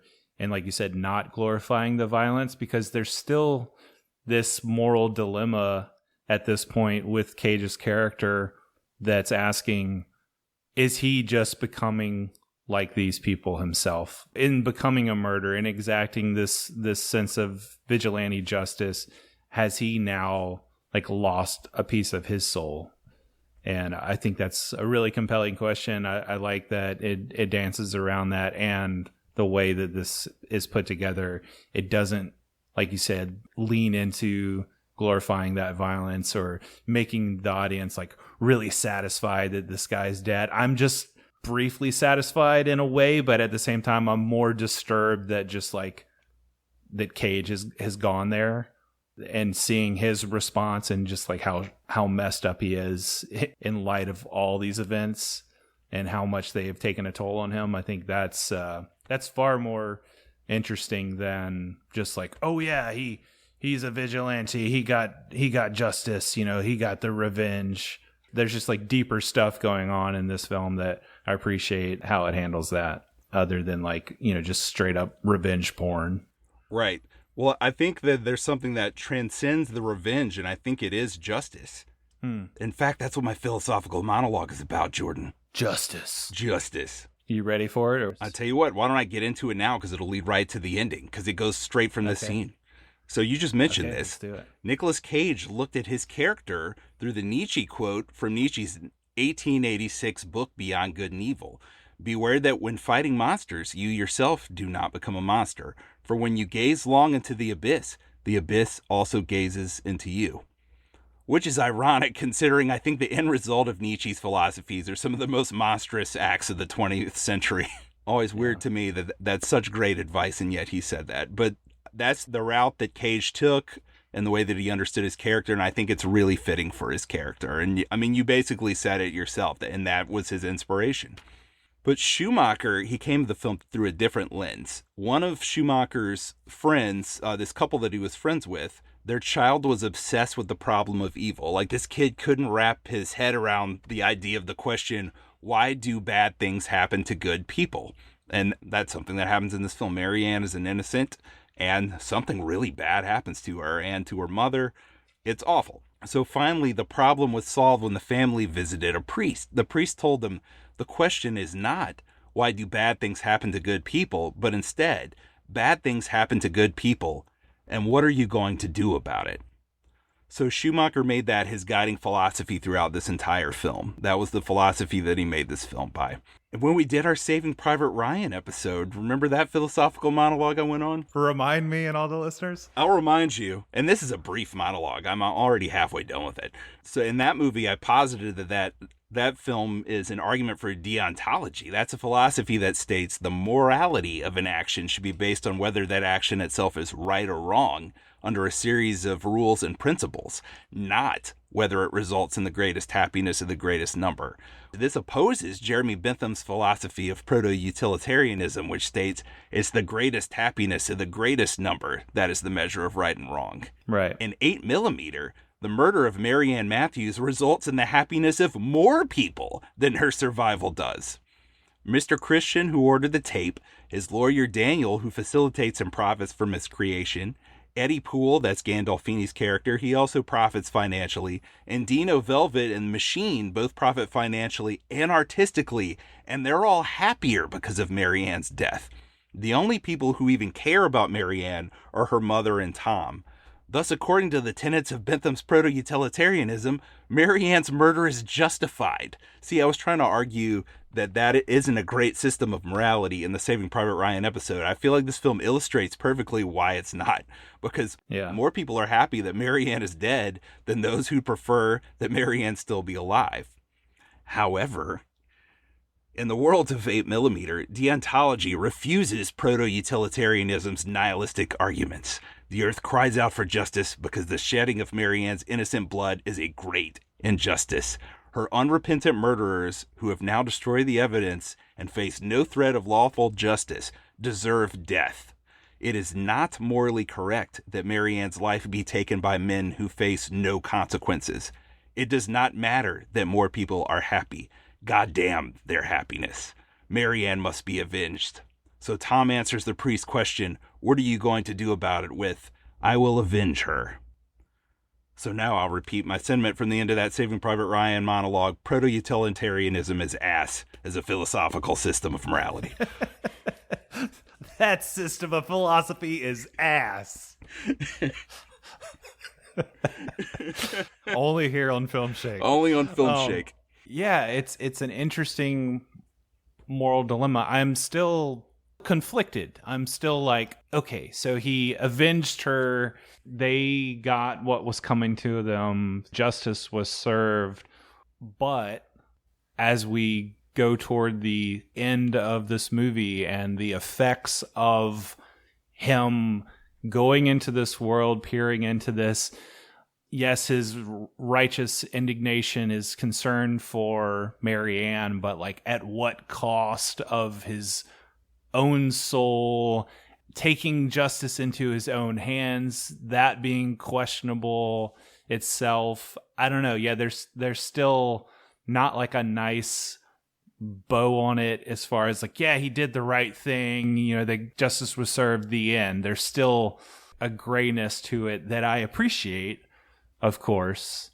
But yeah, I don't know. It doesn't feel like wrapped up and pretty for me by that argument. It's not wrapped up and pretty. That's the whole thing. He does this at great cost. Yeah. This negatively affects him greatly. He comes back home at the end of the film like a man who's come back from war and has perhaps unshakable PTSD. It's all awful, but yeah, it was the right thing to do. He wants to kill Gandolfini's character. This is the part where he could have lost his soul, and I don't think he does. It's out of revenge. He hates Gandolfini. He thinks he's disgusting. He thinks he's an awful person. He wants to kill him for what he did. And he's too good of a person to do that. He can't give in to that. He can't do that. That's why he has to make the call to Marianne's mother, because in the end, he has to kill Gandolfini for Marianne. He has to do it for justice for Marianne. And from my understanding of justice, I think of justice as an expression of love in a way. I'm not one of those people who thinks love just means 100% total empathy for every person. Everyone gets a free pass and is fine, even if they're unrepentant and don't care that they've done everything bad.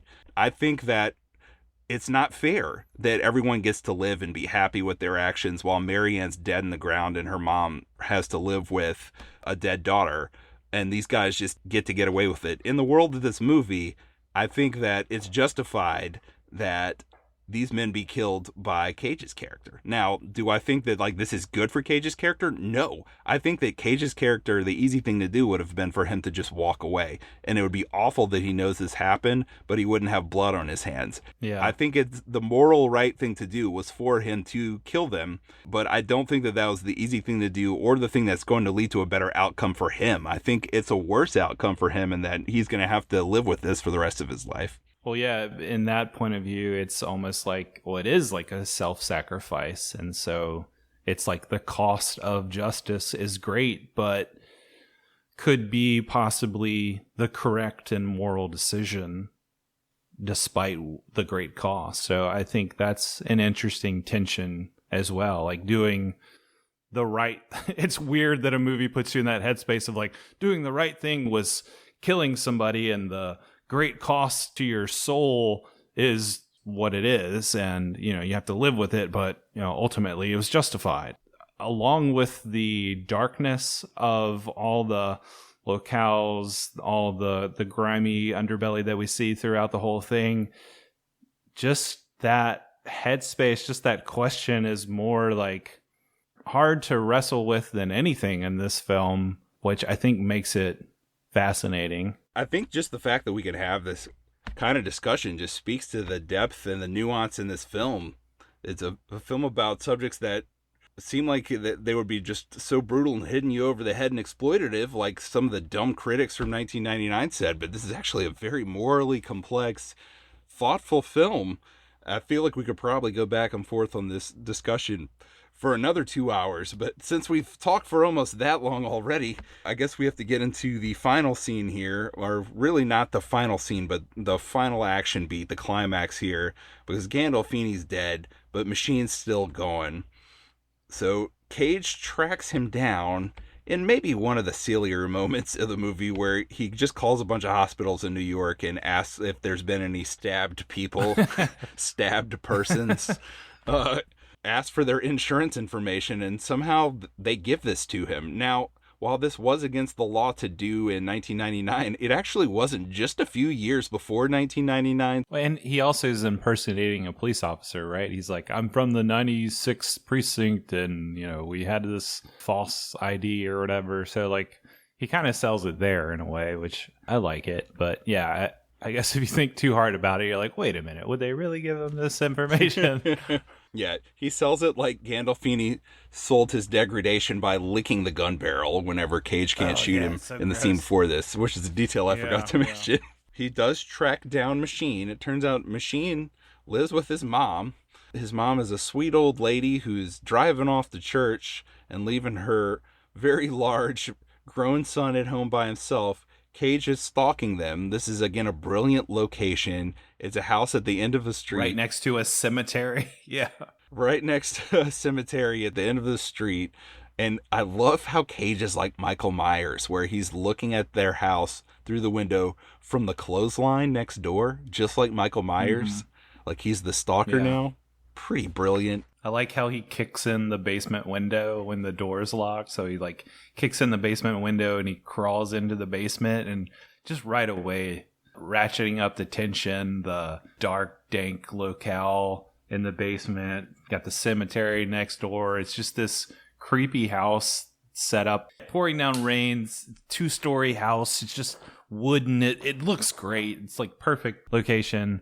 And then him just quietly sneaking into the house trying to find Machine, and you have the record player going, so you hear loud heavy metal music. He goes into Machine's bedroom and he's got the Danzig posters everywhere, and then the record stops, and then he's just kind of checking out all the different rooms in this dark hallway, and then hears the record start up again, then goes back into the room and nobody's there.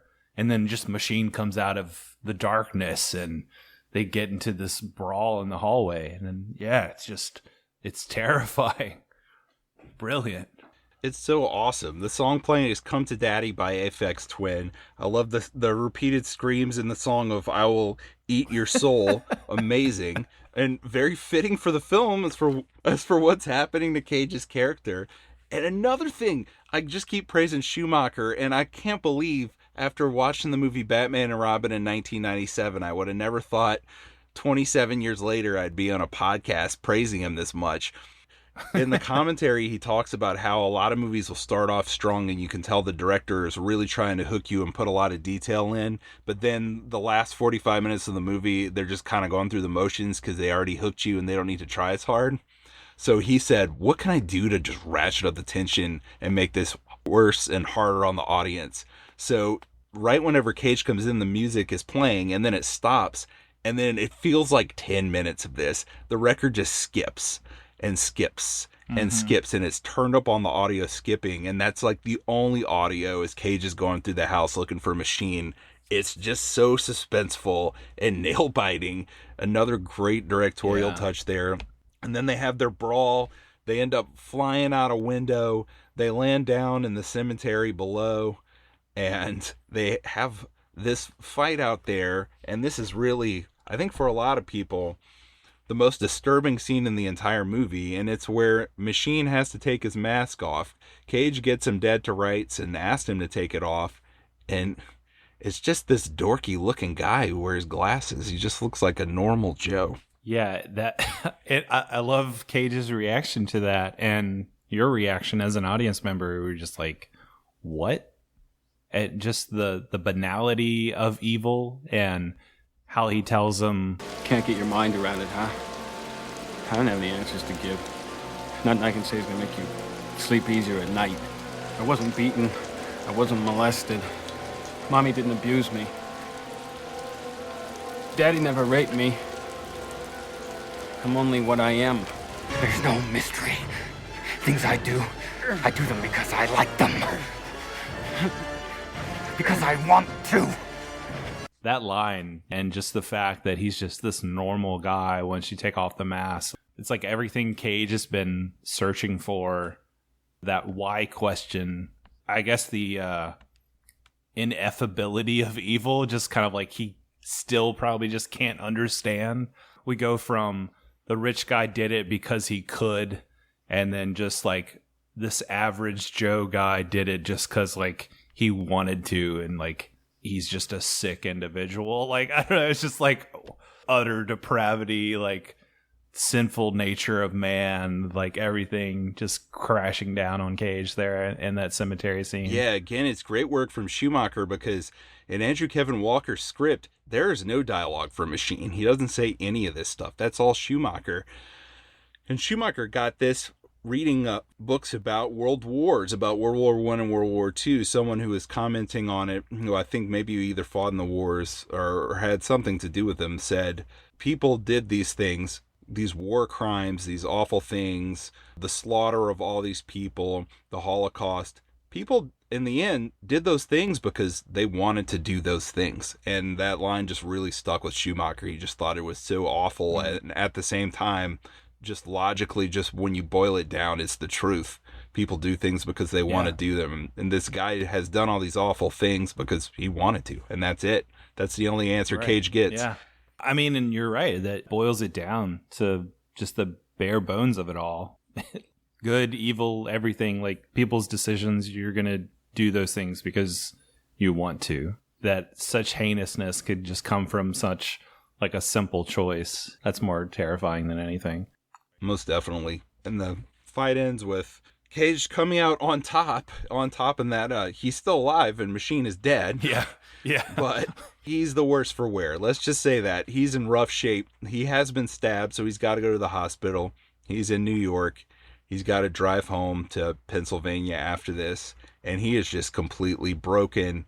There's almost like a dreamlike, nightmare-like state to this. And I liked how, I don't know if you noticed this, at the beginning of the film, when you're introduced to his wife, to the Keener character, Cage walks in the house and she's speaking to him, but you can't see her. And he talks to her and walks around the house and does all this, and she's just a disembodied voice. And it's kind of haunting. It's like she's almost not there, and then she is. And here he walks in the house, and the first thing he does is he goes upstairs and to check on the baby, to see if the baby's there. Because if the baby's there, then it means they're there. And the baby is there.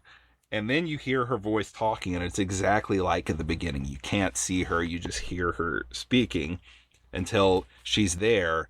And man, Cage, again, the acting, he just starts sobbing, and he just falls into her, and he just is crying again and again.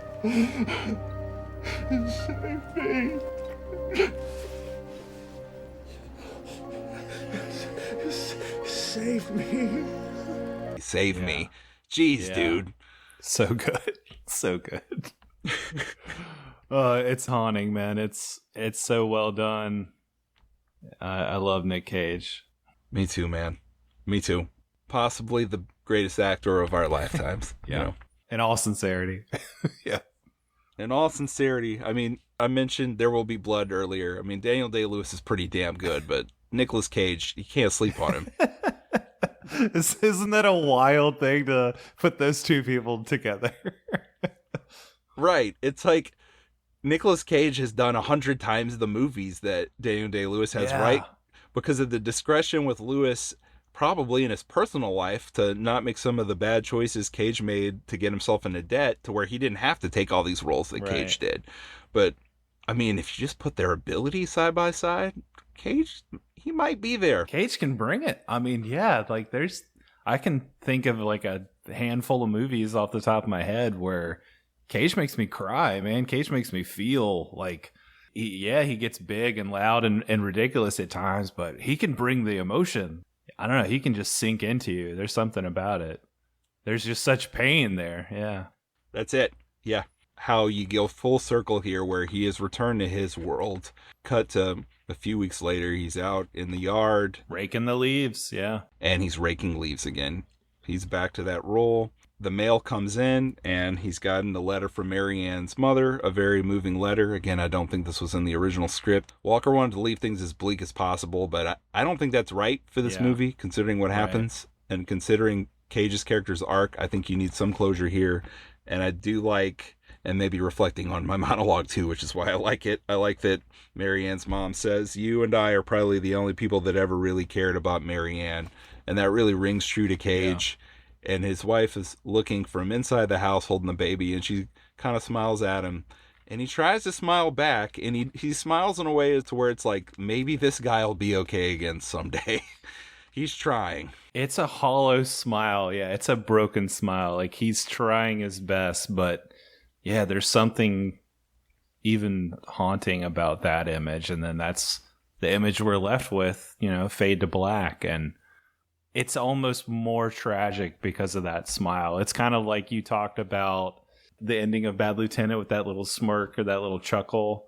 It reminds me of your description of that, where it's just like, man, there's so much inside of him trying to smile there, but I don't know, it just doesn't quite work. It rings untrue, but that works in the favor of the whole story of the movie. It's great, man. And that's the end of this movie.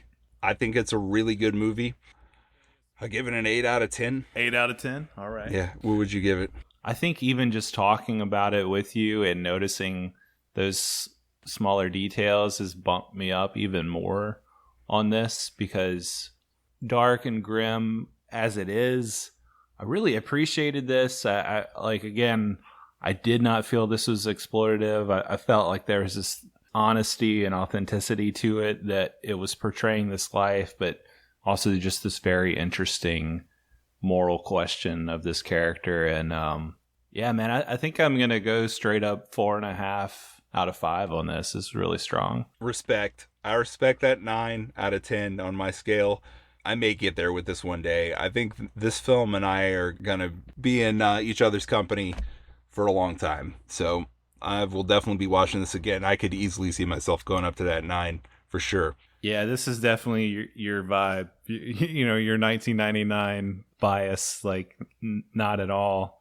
Kind of conflating your perspective of this. I think this is just, I can definitely understand why you'd love this. This is right up your alley, but just a really well-made movie. Yeah, for sure. Thank you for bringing it on the show here. Like I said, I probably would not have revisited this anytime soon, but I'm really glad I did. I really like this movie. I think it needs a major reappraisal. Whenever Schumacher was talking about the reception he got in the commentary, he said he was shocked at first because he's made some bad movies, right? And he knew that they were bad, but he's also made some very good movies, and he knew, like, I did a great job here. I've made something that is good.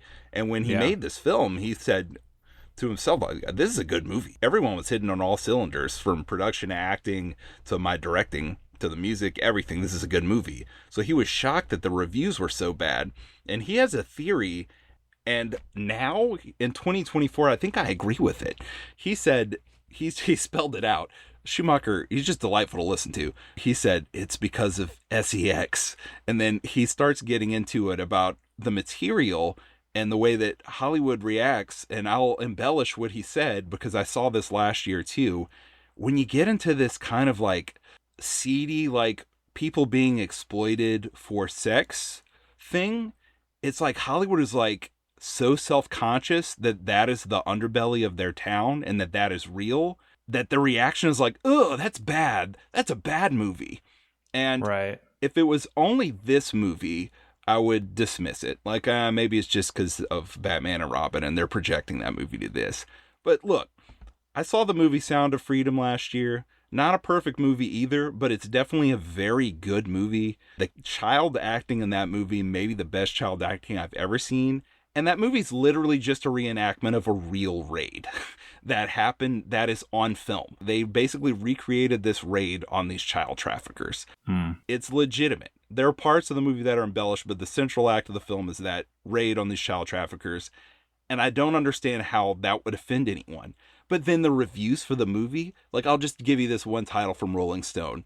Sound of Freedom is a superhero movie for dads with brainworms. The QAnon-tinged thriller about child trafficking is designed to appeal to the conscience of a conspiracy-addled boomer. And to that, what the fuck? What is wrong with these people? What is wrong with you that you're so threatened by this kind of movie that every time someone makes a movie with these themes, you denounce it like, ew, that's gross. That's for crazy conspiracy people. It's not. These things really happen, and they happen in your town, in your industry. Better that like a light is shined on it and that you're honest about it than every time someone makes a movie about this, you try to pan it and say that it's gross and unrealistic. It's not. History has shown us, and especially the last 10 years has shown us, these things are real. This really happens all the time. This is a part of our society that we turn a blind eye to. People really do film people being murdered, and people with a lot of money really pay money to those people so they can watch that video.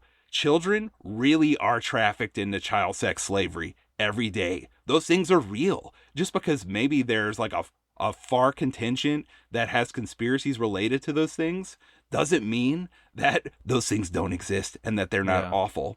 And the things that happen in this movie are awful, but I also think they are things that happen and have, Schumacher says this, things like this have always happened. Since there have been people, this thing has happened. And I think it's ridiculous to dismiss a movie on that basis. I think there's also this weird thing in those circles where they conflate representation or showing a thing with endorsing a thing.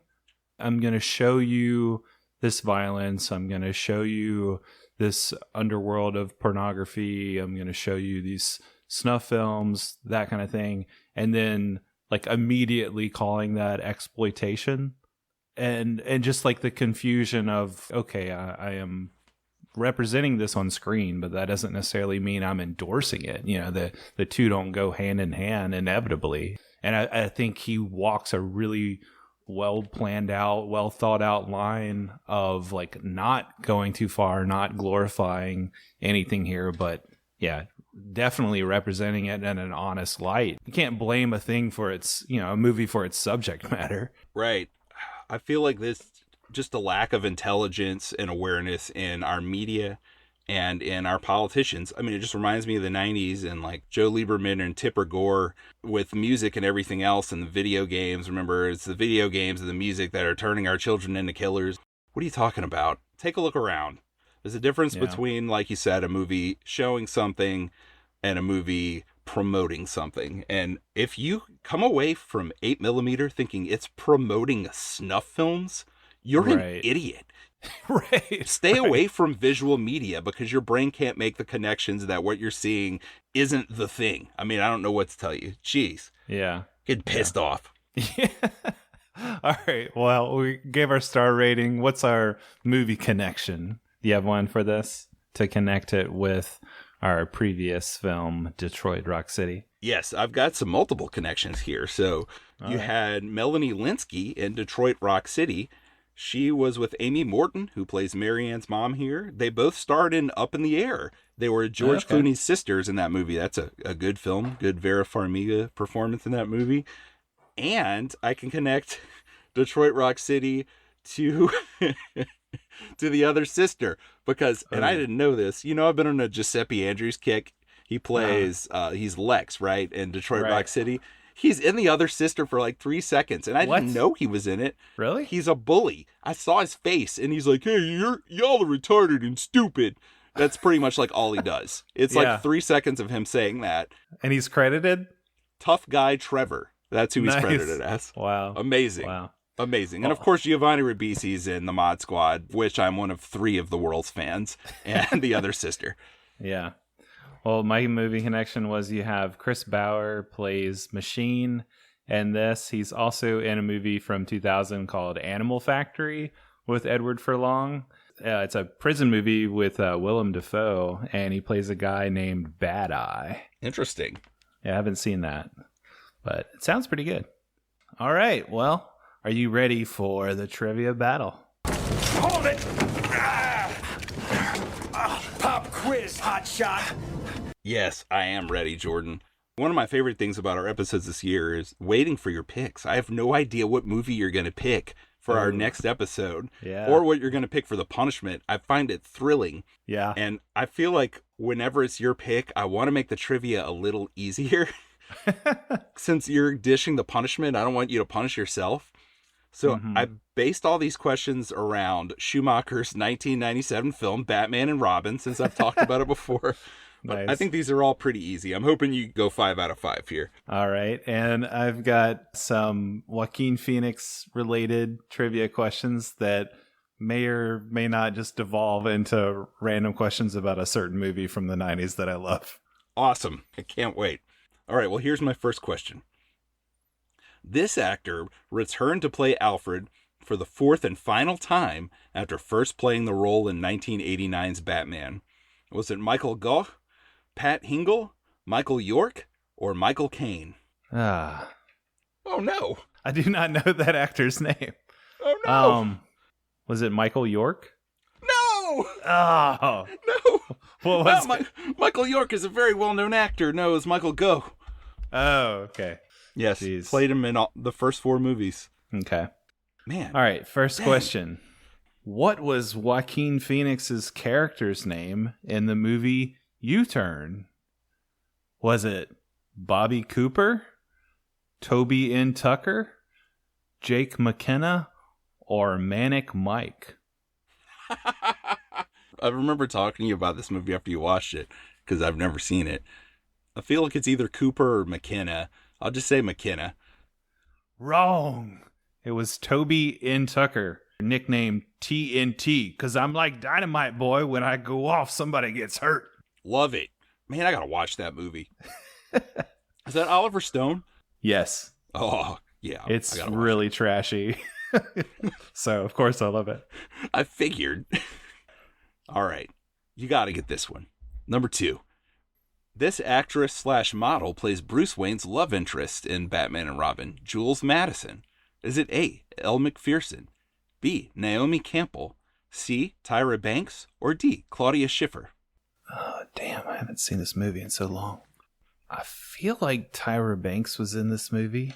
Was it Tyra Banks? No, it was Elle Macpherson. Oh, no. Damn it. Oh, no. I might have a mental block on this movie, honestly. I don't know. Oh, no. Okay, I chose poorly. Gosh, I hope all your questions are hard and you get lucky on one of mine. What's the next one? All right, so, basically all my questions are about U-Turn. Okay, I haven't seen it, and you know I haven't, which not really fair, but I should miss all these. All right, let's go. Right. Joaquin never has a scene with him, but, Film Shake favorite John Voight is also in U-Turn. Yes. Who does John Voight play in U-Turn? Is he a crazy jazz musician, a rich man in the town, a blind Native American man, or a bloodthirsty henchman? Is he a rich man in the town? No, he's a blind Native American man. Why didn't I guess that? I wanted to say that. Because it's the most ridiculous of the 4. All right. It's like 3 a.m., but I'm going to watch that as soon as we're done. Forget work. I don't have to go tomorrow. You should. I do have to go tomorrow. Ugh. You should just skip work and watch U-Turn all day tomorrow. All right. Batman and Robin's screenwriter somehow won an Academy Award for Best Screenplay for A Beautiful Mind just 4 years later. What? Was it A, Daniel Waters, B, Akiva Goldsman, C, Todd Haynes, or D, John Logan? Oh, shit. Oh, no. These are things I think about all the time. Oh. I strongly dislike this screenwriter. Todd Haynes? No, Akiva Goldsman. He's a hack. What else has he done? Oh, man. You know all those recent Star Trek shows that I dissed whenever I praised Picard Season 3? All of those and a lot of crap. Whole lot of crap. Gotcha. So much crap. All right, so how did Jon Voight lose his eyes in U-Turn? He had acid thrown on his peepers for messing around with the wrong woman. A dog chewed them out because he was messing around with the wrong woman. The Great Spirit made him blind after he was messing around the wrong woman. Or he stabbed them out himself after messing around with the wrong woman. I want to say the Great Spirit. I don't know. He stabbed himself. Oh, it was acid thrown on him. Oh, man. And I'm talking about Batman, too. Dang. He said, I had acid thrown on my peepers. Because I was messing around with the wrong woman. Jeez. Yep. Okay. All right. You've got to get this right. Okay. I put a gimme in here just in case. All right. And I guess it is still like 2 out of 3. So one of us needs to get 2 right unless we get through all 5 and someone's only gotten 1. All right. Who is the top billed actor in Batman and Robin?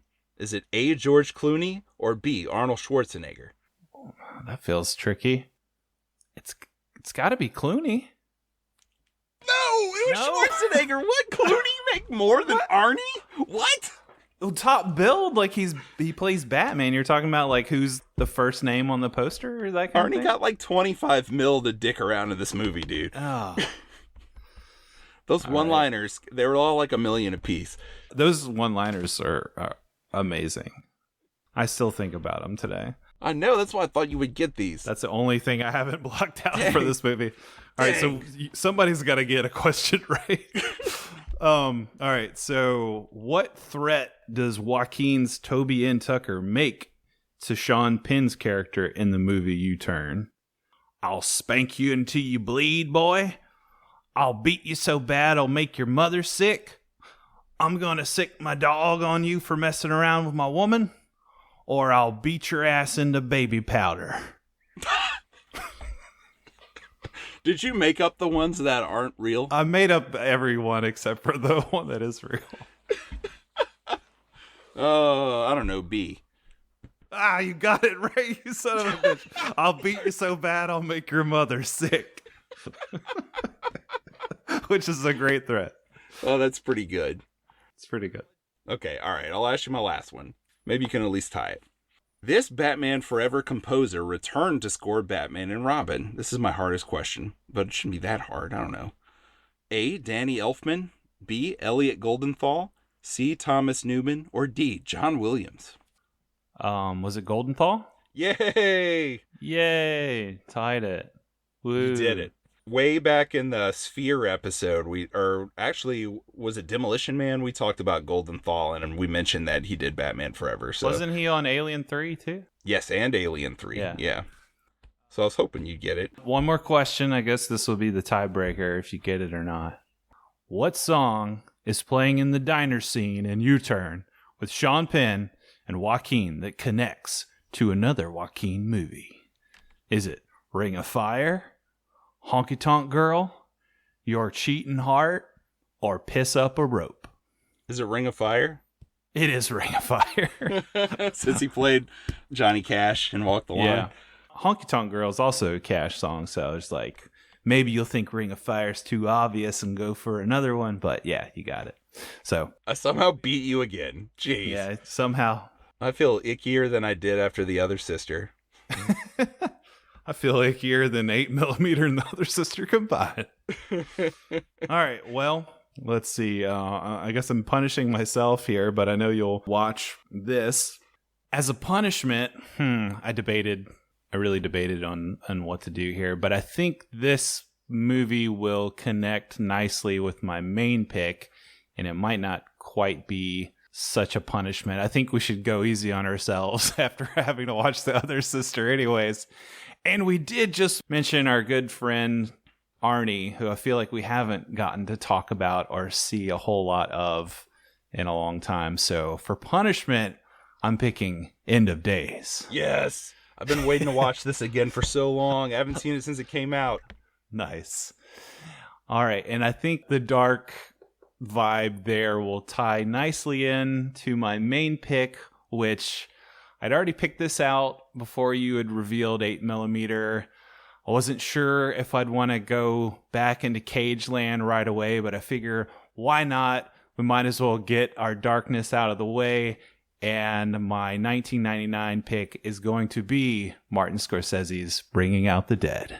Yes, I've never seen this, and it was on my list for this year, so you just freed up a spot for me, buddy. Oh, Thank you. Nice. Damn it. I should have just... I guess it's good for you, bad for me.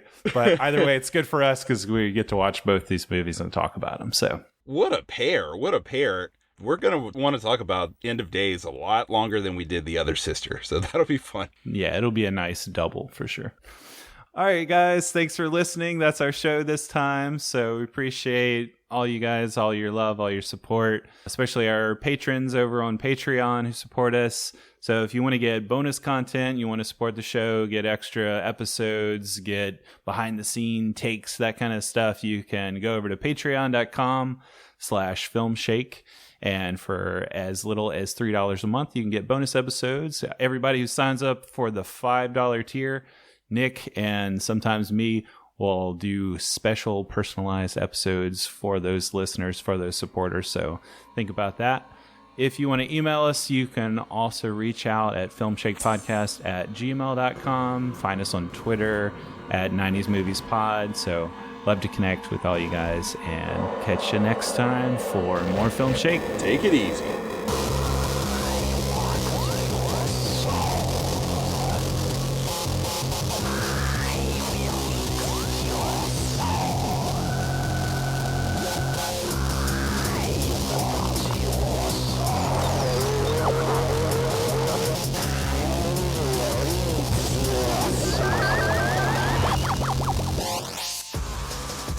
It's like 99's Barbenheimer.